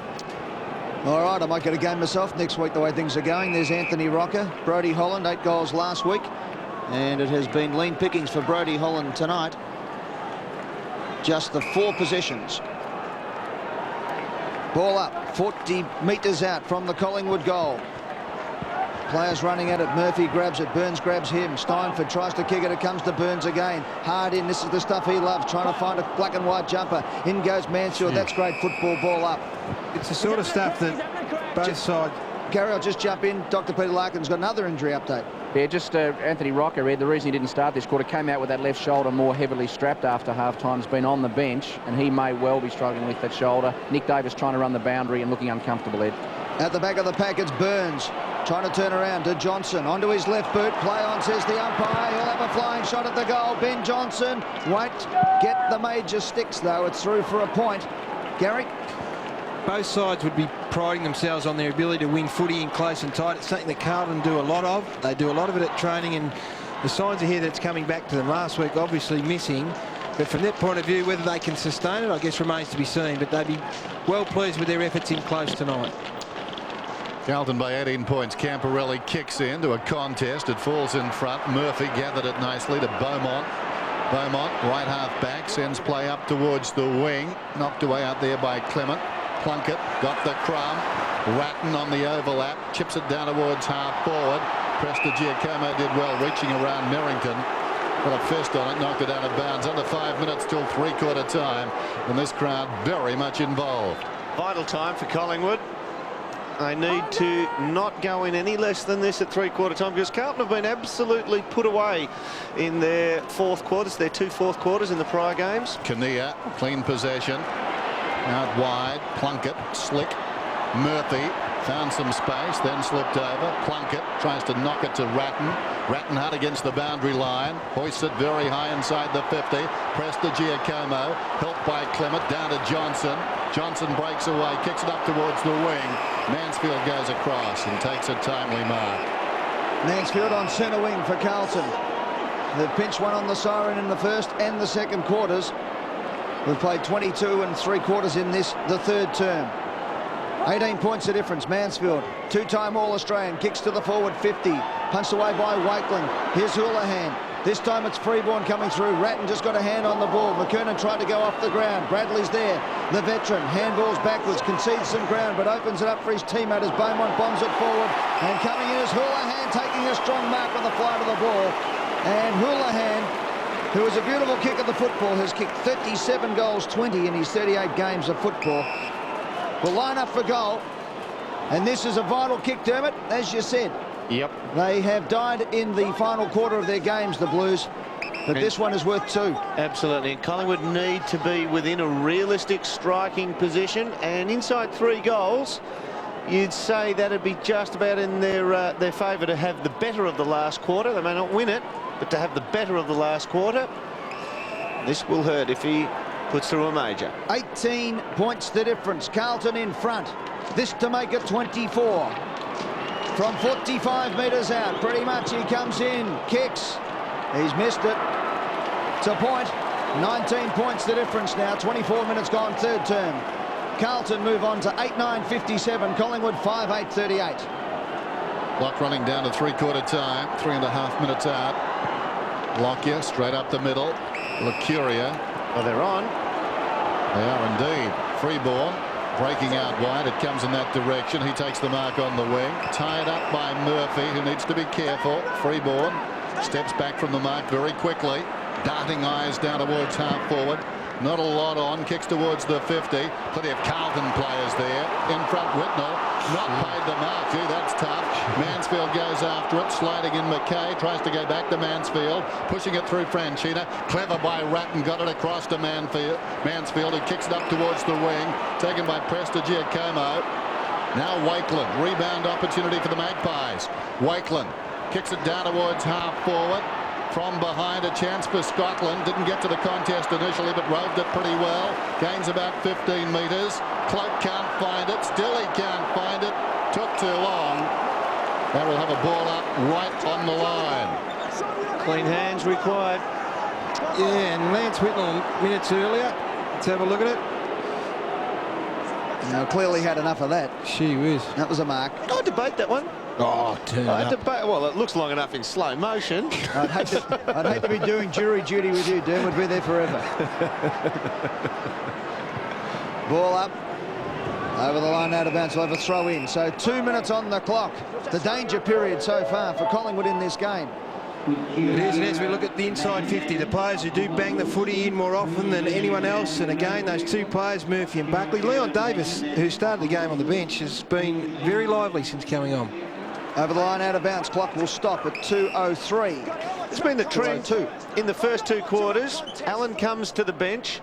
McKernan pushes up into the ruck, and both times they've scored a goal in the last 5 minutes when McKernan's gone onto the ball. Just a different dynamic on the on-ball brigade for them. Vital 2 minutes for Collingwood. They must get a goal. The Blues, if they can pinch one here, they could just about wrap up the game. That's if anyone can get it. Time ticking away. Clock doesn't stop in these stop plays unless the umpire blows time on. Throws it up. Buckley over the top. To the boundary line. Scotland. No, it was Rintoul. Thrown to the ground. Bodies everywhere. Umpire's plucked one out. And he's going to give it to Carlton. It'll go to Freeborn.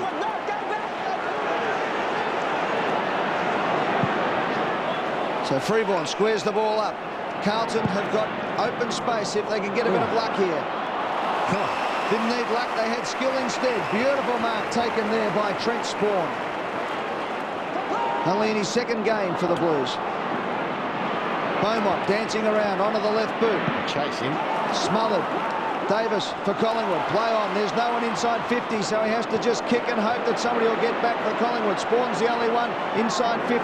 Close to the boundary line. The pressure will come by Josh Fraser. Went hard at him. Spawn kicked his head over the ball. Did it well. Back to Manton. Manton sets up play beautifully with 55 on the clock. Murphy marks a defensive 40. Good cool head from young Spawn in that situation. Didn't panic, didn't try and rush possession, just tapped it on. Murphy goes out wide, intended for McKay. They couldn't do it 3 times in a row, could they? McKay trying to thump it down towards half forward, gained about 15 metres or so. Out of bounds, it'll be tossed in. There's a consistency, so he's paid the free kick, so at least they're being... Is it played it? No free kick. No. That wasn't intentional. Well, it was, but he angled it and got about 15 metres, didn't he? And the umpire said he went along the line. Didn't step over the line. There goes the kick from Burns inside the 50. Leading back is Mansfield, close to the boundary line. Just directs it across. It'll be tossed in again. 57 plays 38. Dying seconds of the third term. You've got to have the feeling they haven't got time to take it down the other end, the Blues, which has been their specialty tonight. Kick a goal. So the throw in. McKernan goes after it. The boot to ball. Spills out wide. Johnson kicks. Despairing attempt for Collingwood wide of the mark. Uncanny. Another score on the siren. This time a behind for the Magpies. He's got pace, hasn't he, Johnson? The footy well. But he does shank it when he kicks it. He's turned it over. Not turned it over. He's kicked 2 points and shanked one in the back line. So a bit of skill by foot, and he would have put Collingwood back in this game, but he is running onto it. So 2 behinds that quarter to Ben Johnson, as Dermot said, running into the open goal. And we have got a ball game in the last quarter. The Magpies have certainly flown the flag in the third term. Carlton, though, hold the whip hand. They lead by 18 points. Carlton 8-9-57. Collingwood 5-9-39 when we come back for the final quarter at the MCG. From here, the Magpies, 57 plays 39. Start of the final term. Friday night football at the MCG. Buckley had it, lost it. Hume emerges with it, slips the hand pass away.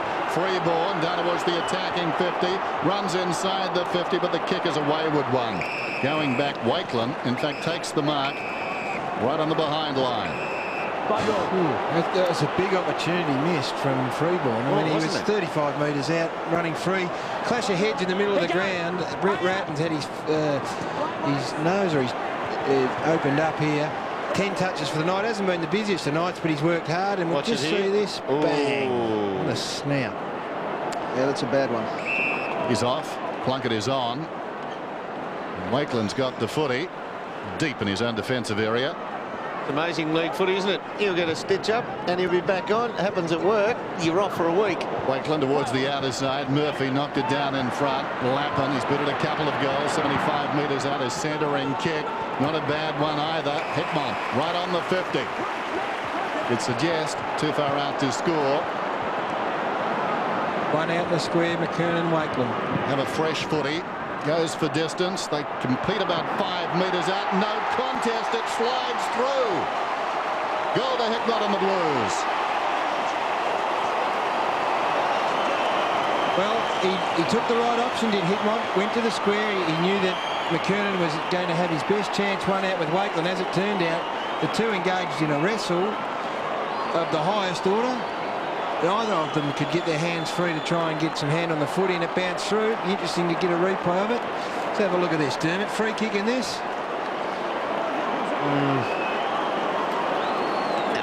No? No. Back and Carlton get the goal. Boys, what do you reckon? Free kick, Wakeland for me. Yeah, I reckon that would be a soft free kick. What if it was on the wing, Derm? No, still play on. Carlton have got it going their way. Free kick in the centre as Allen thumps it long. The Blues now out to a 24-point lead. Wakeland again in the action. Close to the boundary line. Knocks it along. And we'll have a throw in. Free kick back here. Free kick, as you can hear, for high contact. Where's that going to be? No. Throw in. Well, he definitely said it. Free kick back here. I don't know what's going on. Am I hearing voices? The crowd's got the microphone here. Dr. Peter Larkins, we've got the camera on Brett Ratton's nose at the moment. It looks like a spriddle over his face. That's right, Ed. It looks like the way they're trying to control the bleeding there, he may have a broken nose, so they haven't taken him in for stitching, but it'll be a very big job to try and stop the blood. Brett Ratton's nose, he might be on the bench for a while yet. Hickmont to the boundary line, throw in.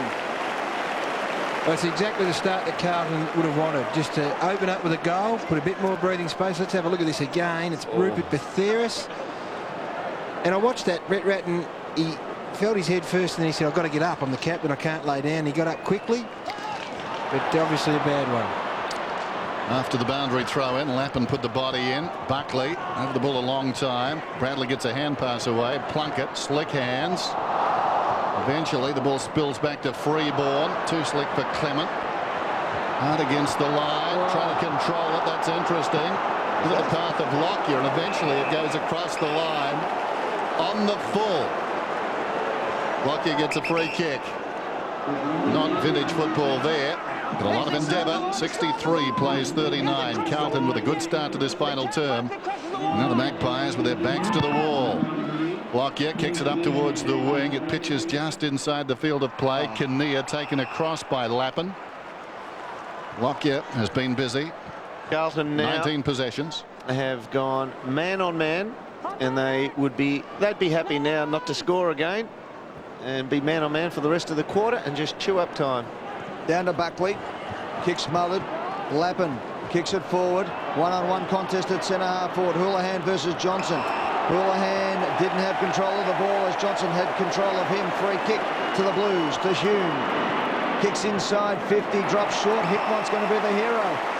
He's taken the mark and will line up closer than his last shot at goal that bounced through. And Hickmott has taken a very strong mark on his chest. Stiff there, Rupert Betheris, wasn't he? Yeah, luck more than good fortune from Hickmott. He was actually going, Hume was going for Beaumont, who had worked himself inside 50, just fell short, and Hickmott happened to be in front at the time. I reckon Hume had claimed that as a very skillful pass there. 51% from here. This for the game, you'd think, if he could put it through. Hickmott comes in. He pushes it to the left-hand side. Mark taken. Umpires paid the mark to Carlton. And it's going to be big Corey McKernan to line up from the pocket. Big grab in the middle of two Collingwood defenders. Just sticky hands. It was one of those ones that just stuck in the right place. And it's his 5th mark for the night. Has kicked 2 goals, Corey McKernan, tonight. And once again, same deal applies. This for the match, you'd feel. McKernan, 49% probability from the boundary line. He runs around on the right foot and has kicked the goal. Corey McKernan and the Carlton Football Club are back in town as he kicks his 3rd.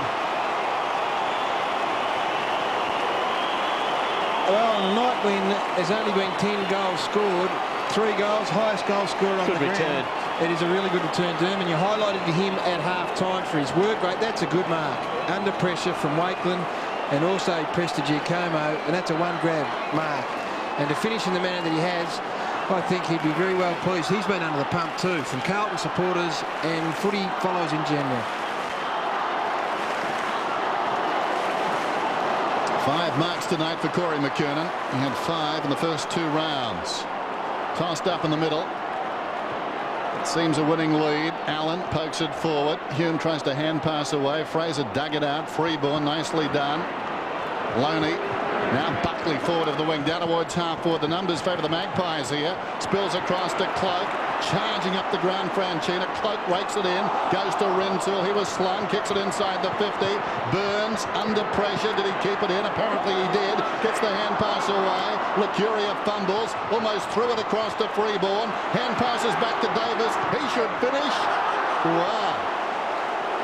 Misses everything. No. The umpire says it was a behind. That would have been touch and go, but it is a behind for the Magpies, who trail now by 29. Kicked the wrong side of the ball there. Yeah, composure is a hard thing to measure, isn't it? And just got a bit excited, did Neon Leon. Young Jason Cloak's got to learn. I mean, I think he's been good in the second half, Jason Cloak. He's just got to learn to keep his feet a little bit more. He's gone to ground probably half a dozen times when he hasn't really had body contact. Carlton bring the ball out of defence to Murphy. He's had a very good night tonight. Burns on the mark. Been sensational, Justin Murphy. Buckley's been very good as well, but it's one of the best games I've seen him play. His hardness has been terrific. 22nd disposal to Plucker, who gets cleaned up by his teammate. Here's Ryan Loney for Collingwood on the left boot. Heads for the boundary line, but there's no winning score there. We'll have a throw in. Dr. Peter Larkins. Yeah, Anthony Rocket just returning with Josh Fraser coming for a rest, but more importantly, Brett Ratton ready to go for Carlton. Now they've got him all patched up, Ed. All right. So Collingwood been decimated over the last couple of weeks with injuries, and it doesn't look like it's going to get any better for the next couple of weeks with hamstring and shoulder injuries to tall players Richardson and Rocker. Hume crashes through. Plenty of Magpies there. The ball spills. Carlton lock it up. That's good football. Ball up 60 metres out from the Collingwood goal. He could really give them something here, Anthony Rocker. He'll be fresh in the legs. He's only had limited work tonight. Hasn't been his conditions. But if he can just get around, get a couple of bombs on goal. Justin Murphy, 22 possessions, leads the game. Rocker, Lockyer, his 20th, dragged down inside the 50. Cloak again, hooks it down towards full forward, almost to Rintoul. At the back, Davis can't keep it in. Frustrating times for the Magpie faithful. Boundary throw in. They can't make a goal at the moment. The forward line is sluggish.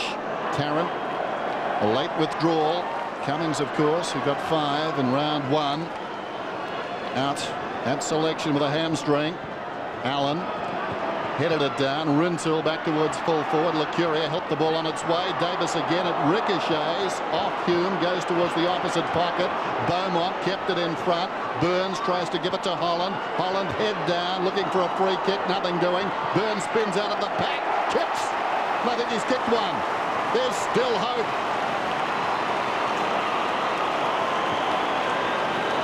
What a great contrast there. You saw Brodie Holland with the ball. Watch Brodie Holland. It's Fox, Fox, Fox. You give me the goal.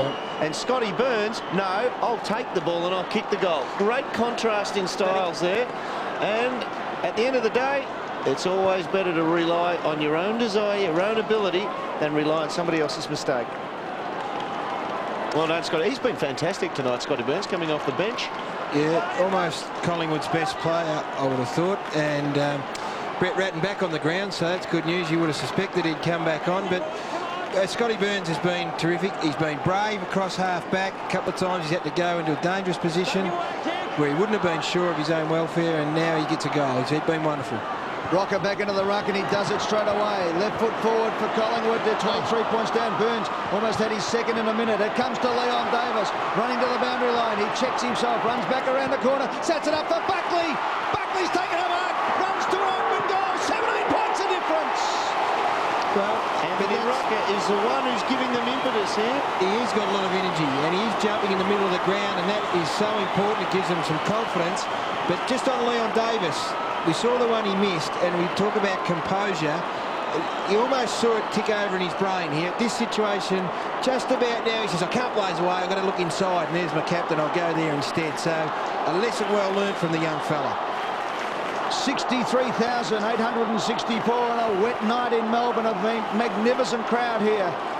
And, well, there's still time, as Lou would say, if they're good enough. 11 minutes gone, final term, the margin back to 17 points. Still plenty of time as the Rucks go at it. Falls at their feet. Free ball to Rocker, who thumps one well inside the 50. Coming back is Whitnell. Couldn't hang on. He was spoilt by McKay. Franchina falling to the ground. Got it to Houlihan.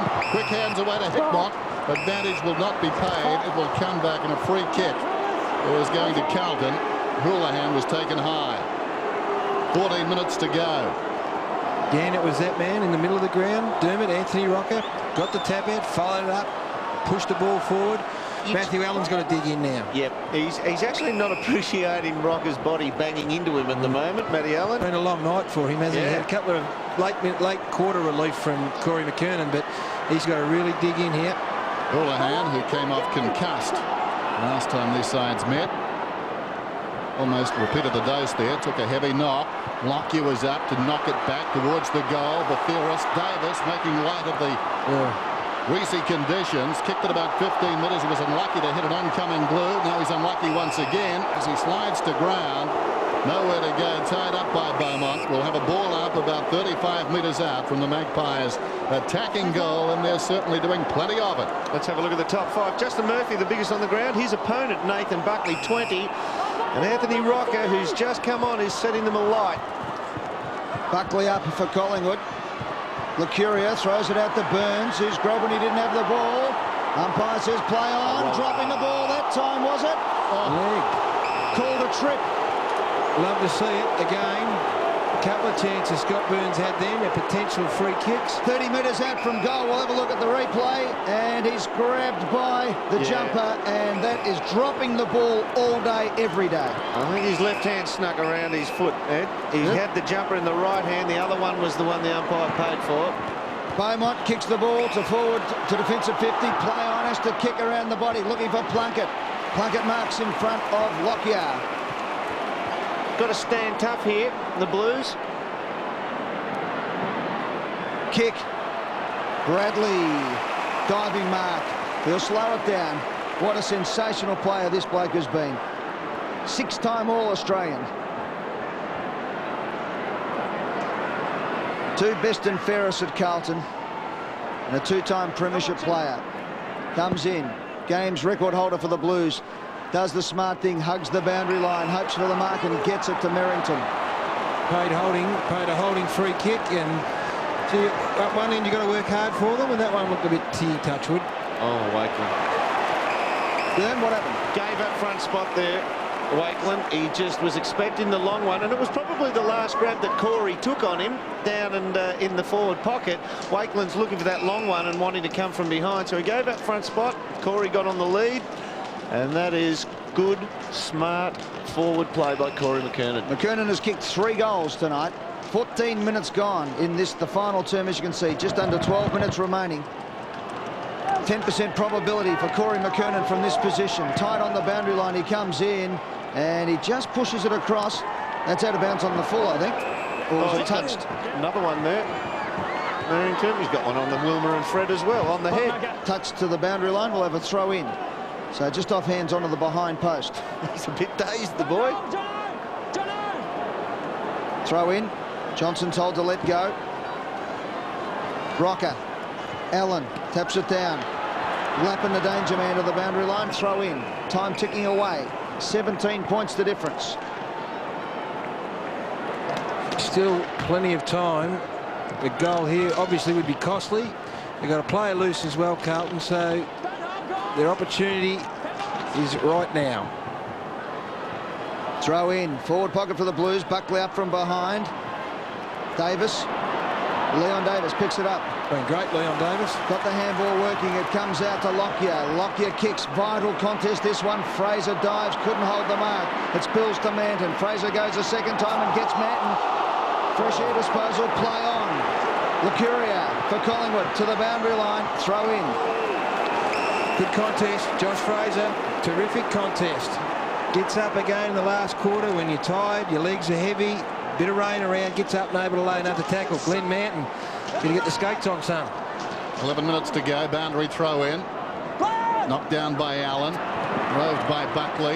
Kicks inside the 50. Hickmott went back with courage. Charging through the pack down there was Rintoul. Smothered off the boot. Over the football Franchina. Slips over. Tries to feed it back. McKay slipped over. Deep in his own defensive area. Spawn trapped it nicely. Well played. Release Murphy. Comes back over the top. Now a chance for Beaumont. Run down by the brilliant Davis. The hand pass up towards the wing. Lucuria taken down by Mansfield. Close to the line. Good hustle. Out of bounds. Terrific footy. Great footy. And isn't there a moment in a young bloke's career when you see him for the first time you think, gee, maybe he's okay. As we have a look at the top 5 here in clangers, not one you want to feature on, but young Spawn, clean trap under pressure and a clean give. That's a pretty defining moment in a young bloke's career. Davis gained about 10 metres. Spawn in the opposite direction, close to the boundary line. They're playing from the heart. It's out of bounds. 69-52. Dying stages of Friday night football from the MCG. Want to protect the back of the tap-in area here, as that could slide over the back here, this boundary line throw-in. Burns has got away in the centre of the ground as Buckley heads to the boundary line for another throw-in. Throw-in. Blues have been fantastic tonight. They came here having been ridiculed, according to their president in the papers today, with their very brave, courageous captain, Brett Ratton, being portrayed in a fairies outfit. They were devastated, the Blues, by that, and they have come certainly pumped up. Murphy over the top of the ball. Umpire will bounce. Bit blindsided there, the umpire, that arm went over the shoulder. Justin Murphy, has he let him know about it? Quite rightly, it was too high. Yeah, but he was blindsided. That's the umpire. Good umpiring. You can't make decisions on supposition. Rocker and Allen. Mansfield. Tight, hard stuff. Throw in. Time ticking away. Suiting Carlton. This just burning up the clock a bit. They may have to just take a risk here, whack it over the back and roll the dice, the Pies. So Rocker against Allen, right on centre wing. Buckley over the top, does just that. Clement tries to knock it further afield. Picked up by Ratton, got it over to Mansfield, who kicks again close to the boundary. This is very good defensive football. Good percentage stuff as the clock ticks down to 9:41. Carlton by 17, throw in, and they've taken it to the half-forward flank.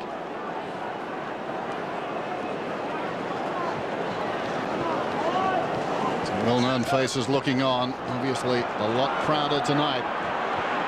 Still 9.5 minutes to go. McKay over the football. Clement over him. Is that holding it? The umpires have given them a lot of latitude tonight. Again, it'll be a ball up. Well, you got to ask the question. Andrew McKay pulls the ball back into him himself here.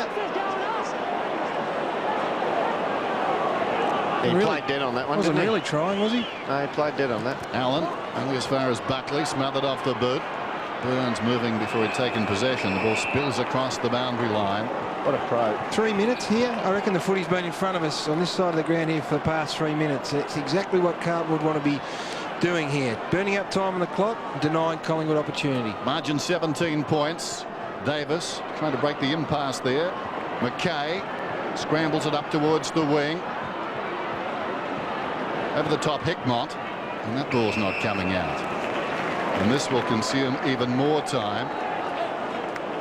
Now, Anthony Rocker needs to get side on to Matty Allen here and actually not come at him. He needs to body him out of the way and just put the fist through the logo. Clear it. Johnson for Collingwood tries to knock it forward. Good play, Allen. Buckley now versus Bradley. Buckley stands up, gets it down to Rocker, who kicks high up towards half forward. Good play by Whitnall, gets the free kick. Got to the front. Too strong for young Cloak. And Lance Whitnall has been very good tonight in defence. They'll eat the clock here. Down the line, out of bounds, possibly the result. Volley, here's a chance for the Magpies. Falling over at the vital moment was Brodie Holland. He's had a dirty night. Murphy falls over, but good hands. Carlton have got the numbers. Diving in on top of it. Another ball up. I'm playing there, guys. Yeah, it is Thanks, ugly guys. footy, but it's effective at the end of the night. Well, this is exactly what Carlton would have wanted. For Carlton fans to come tonight and just see them have a go. Yep. The fact they're going to get the points is more than a bonus at this stage, unless Collingwood can lift again. Hardball gets, though. Collingwood have been equally as impressive in that area. There's no question they've had a big go at it. They're just a couple of class players short. 38-24 the hardball gets. Knocked down by Allen. Rintoul dragged down, didn't have the foot. He must get the free kick. Down towards left half forward. Magpies desperate for a goal here. Rintoul launches one. From behind, Holland launched himself. Fraser feeds it back towards the middle, taken by Lucuria, jabs it across goal. Was it 15? No, play on's the call. Holland dragged down, Allen slaps it away. Davis may have hurt himself chasing that one. He's hobbling a little bit, he runs to 50. This could be the tonic though. He kicks long down towards full forward, off target and behind. He's not okay. It's a tired effort from Matty Allen, wasn't it? Just laboured over the footy and punched the ball into space and said, get it away from me. And there was no one there but Nick Davis. 16 points the difference. 21 3/4 gone. Final term. Carlton hanging on. Andy McKay is opposed to Scotty Burns at the moment and not showing him a lot of respect here. That's a good mark by Whitnell. Does it beautifully. Handballs on. Houlihan. Murphy. Past the body. Johnson now for Collingwood on the turnover. They've got Magpies everywhere. It comes through the middle of the ground. Here's Lucuria. He can give it up to Buckley. He does. The skipper from 45. Kicks to goal and misses. Buckley has now kicked 1 goal 4 for the night. What I was saying there, Buckley, you look at him there, and side onto him just out of screen is Scotty Burns. Now, Andy McKay's a champion. There he is, Scotty Burns. He was side on then. He's getting free every time because McKay's trying to assist all his teammates and zoning off Burns. If they go through Burns, they'll find him loose every time. Just over 6 minutes to go. The margin down to 15 points. Merrington in front. Behind is Allen. Knocks it across the line. Toss it in, says the umpire. Rocker can't believe it. They've done all the attacking, or had most of the footy in their half. Nathan Buckley lifts as you'd expect him to when the game's on the line. Gee, honours absolutely even, I would think, between he and Murphy. Such a hard game tonight. Cloak, brilliantly done. To the back of the pack and Burns, but Burns' kick, not the equal of the earlier good work, out of bounds on the full in the right full forward pocket. They simply haven't taken their chances. Yep. A few times tonight they've dominated the game, the Magpies. Had more time than he thought too, Dennis. Yep. But not on the scorecard. They had plenty of time, Ed, because once again Andy McKay was 20 metres goal side of him, looking to assist his teammates. He was in space once again. Beaumont drives it to half back yet again. Rocker flies from behind, helped on its way by Loney. Putting the body in was Burns over the top. Spawn. Ratton wrenches it away from Burns, or tried to. It went back in. And look at that. And people don't realise how tough, how hard these packs are. These men have hard bodies, and they're making no concessions in the dying moments of this one. Ever had a wrestle in the backyard when you're a kid for 5-10 minutes solid? It's like doing it for 2 hours. This caper. Buckley knocks it forward, and Merrington kicks it out in the full. Gee, Buckley from the boundary line. in good hands. 55 out. Get it to Anthony Rocker. Looks up. Plenty of time. The skipper comes in, thumps it long to the goal square. Big mark required. Off the hands of the pack. Here's a chance for Freeborn. This is what he's paid for. Not that. Needed to kick the goal from 15 metres out, and Collingwood again miss the opportunity from inside 30.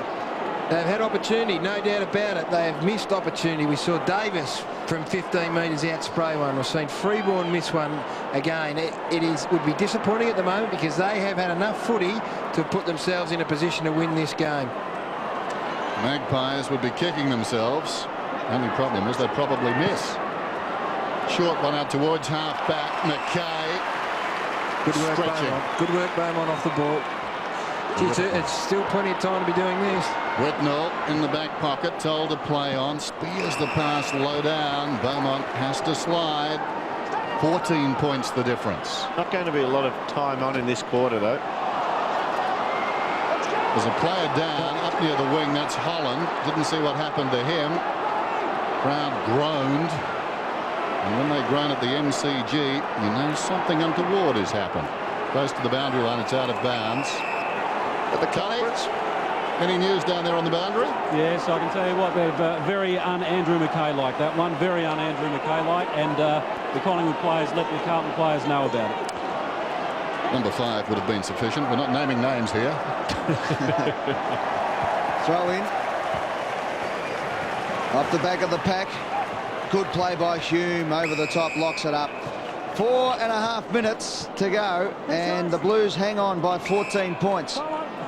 Been a grind. Let's have a look at this Andrew McKay one here. And Brody Holland. Hip and shoulder. Hip and shoulder. Yeah, it's a free if the umpire sees it. It's a free kick, but nothing new. It's not going to hurt, but it's a free kick. Maybe the boundary umpire should have alerted the field umpire. Rocker to Lucuria. Buckley tries to tap it on. Oh, good throw. Good play by Ratton. Got it out to Lappin. Umpire will bounce it again.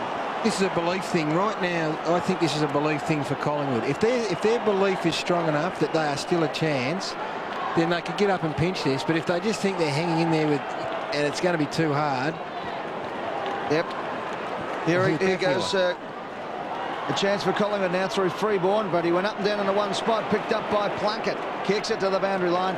And Carlton have been playing ugly but beautiful, if you're a Carlton supporter, football. At the last 15 minutes, they have hugged the boundary line.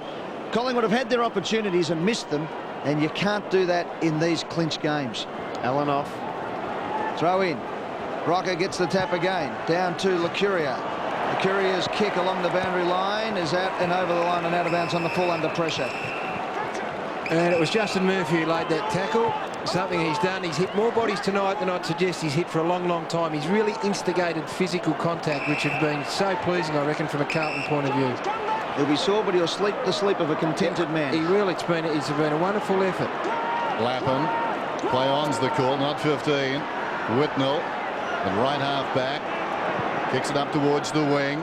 Rocker will need to fly from behind. Fisted away by Fraser. Bradley again content to get it out of bounds. They played it pretty well. There's still enough time. 14 points. They need to kick 3 goals in the next 3 or 4 minutes, and they kicked 7 for the night. So it's going to be a tall order. Carlton started this a long way out from the siren. Content to run down the clock. Ratton to Bradley, who kicks for the boundary line yet again. Buckley wants a free kick. Let's have a look at the players who have actually held onto it tonight. The marks, Justin Murphy, 7. And the pleasing one there for the Blues, Corey McKernan. He's taken a few contested ones in that half a dozen. This will be clever if they win, which they seem likely to do, but the best way to put paid to Collingwood would be a quick counter-attack and a goal. Clement down towards half forward. Merrington over his shoulder, goes again, still paddling it forward. Well played. Whitnell head down, worked off the ball by Cloak, and Whitnell will get a free kick. He's a bit lucky there. The fumble helped him. He was, and Jason Cloak's been good tonight. He's given a couple of free kicks away in the last quarter when you want to keep the footy in your area, but he's shown enough to suggest that he'll be around Collingwood for some time to come. Whitnell from half back. Once more towards the wing. McKernan the target. Rocker from behind knocked it down. Taken by Rintoul. A hurried kick. Waiting underneath it. Down there was Beaumont. And giving away the free kick. There's Cloak coming up on the lead. A belated lead. He's hurt. He's cramped up. And now 50 to Simon Beaumont. Just over 2 minutes to go, and they've weathered the storm. It certainly has been far from pretty. Brody Holland gave the 50-metre penalty away after the initial free kick, and it's the first time that Carlton will be inside 50 for a long, long time. It just relieves the pressure. Either that, or it opens the ground up and gives them their best crack at scoring one or 2 more goals before the night's out. Lappin comes out on the lead and takes the mark. And the Blue Boys are celebrating, and so they should. They have come here tonight to the MCG, having been maligned by the media, their former champions, and anybody who had an opinion. And tonight they have stood firm.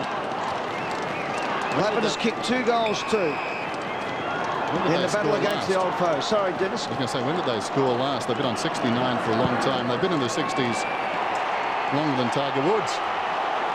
Touched on the line, or was it a goal? I think it's a goal. It is. There's the game to Carlton, and Lappin gets his 3rd. And that's a good return for Matthew Lappin. It was a completely different Matthew Lappin tonight. Right from the word go, his work rate was up. He was dangerous. He was up on his toes and getting up the ground, working his opponent backward and forward, and he just looked like the Matthew Lappin of old. And 3 goals again on a night when goals have been hard to come by. It's a very, very good return.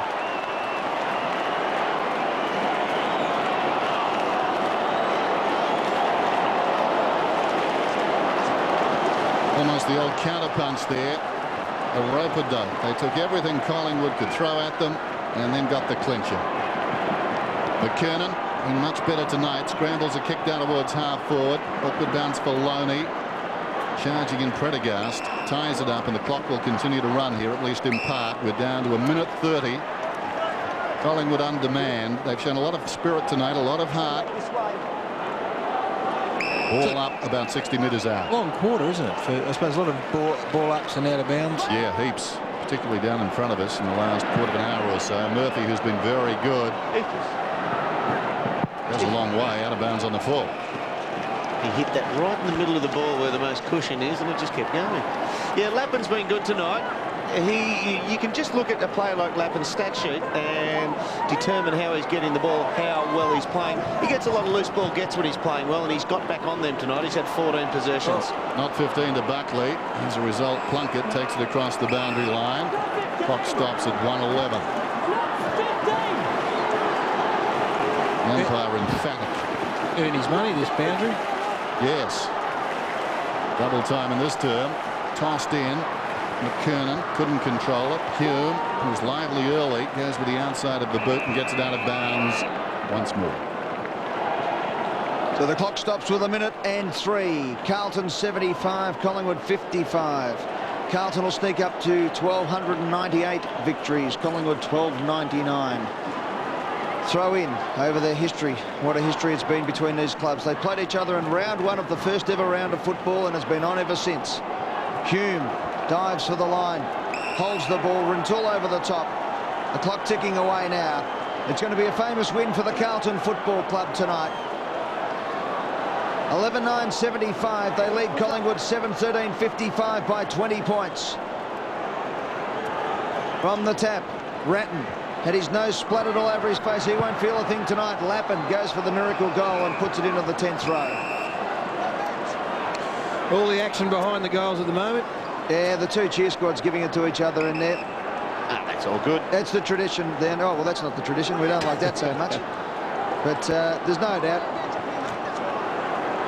Supporters giving it to each other. The Carlton fans, well, they get the bragging rights. That's what it's all about in these games. You come here with your heart in your mouth. There's no doubt. Yeah, well. Have a look at this bloke. He's got more bolts than Glenn Manton. Plenty in his mouth. Back to the important stuff. I think we should be behind the goals for the important stuff at the moment. Gary, 23 seconds then ticking down as Leon Davis kicks to Tarkin Lockyer. It's going to be a flat end to what has been a fantastic tussle, and Carlton have proven that you can never count them out. Up towards centre wing position, thumped on by Cloak. Josh Fraser runs onto the wall, kicks it off the ground, inside 50. Davis thrown to the ground. There's the siren. Congratulations to the Carlton Football Club. They did everything they had to do tonight and a bit more, and they have won by 20 points. Carlton 11-9-75 have defeated Collingwood 7-13-55 in front of 63,864 at the MCG. And the Carlton fans, quite rightly, can enjoy one of the sweetest moments that there is in football when your team wins in the battle between Carlton and Collingwood. Let's go down to Tony Jones with Brett Ratton. Yes, thanks very much. And, well, first of all, how's the nose? Yeah, it's not too bad. Just a bit of a cut, a few stitches, and I'll be right. Don't suppose you'd be feeling too much pain anyway, would you? No, that's that's a great win by the boys, and we slogged it out from start to finish and got the right result. Well, what clicked tonight that hasn't in the past couple of weeks? I think we just had a bit more, bubble around the place and a bit more enthusiasm, and with that comes a bit of confidence, and blokes help each other out a bit more. And you know, if you're going to get a pat in the back, you just run a little bit harder. And tonight was super. Brett, how did you feel when you picked up the paper this morning and saw that photo on the back page? I won't comment on that. I'll leave that alone. The President certainly commented, and legal action's pending, but certainly not a nice start to a match day for you. Oh, well, you know, you can prove them wrong, and tonight we did, so it was great by the boys. All right, good on you. Good on you. Enjoy the win. Good on you, Tony. Yes, the Carlton Football Club were absolutely furious with the back page of the Herald Sun, a digitally enhanced photo which had Brett Ratton in a fairy costume, and they're considering legal action. So slighted were the club. The Carlton boys will go in, and we will come back after the break to hear them sing their famous song Lily of Laguna, as they have done more times against Collingwood than the Magpies have sung it against them, and they go within one now of the all-time record. We'll take a break. Carlton 11-9-75 have defeated Collingwood 7-13-55.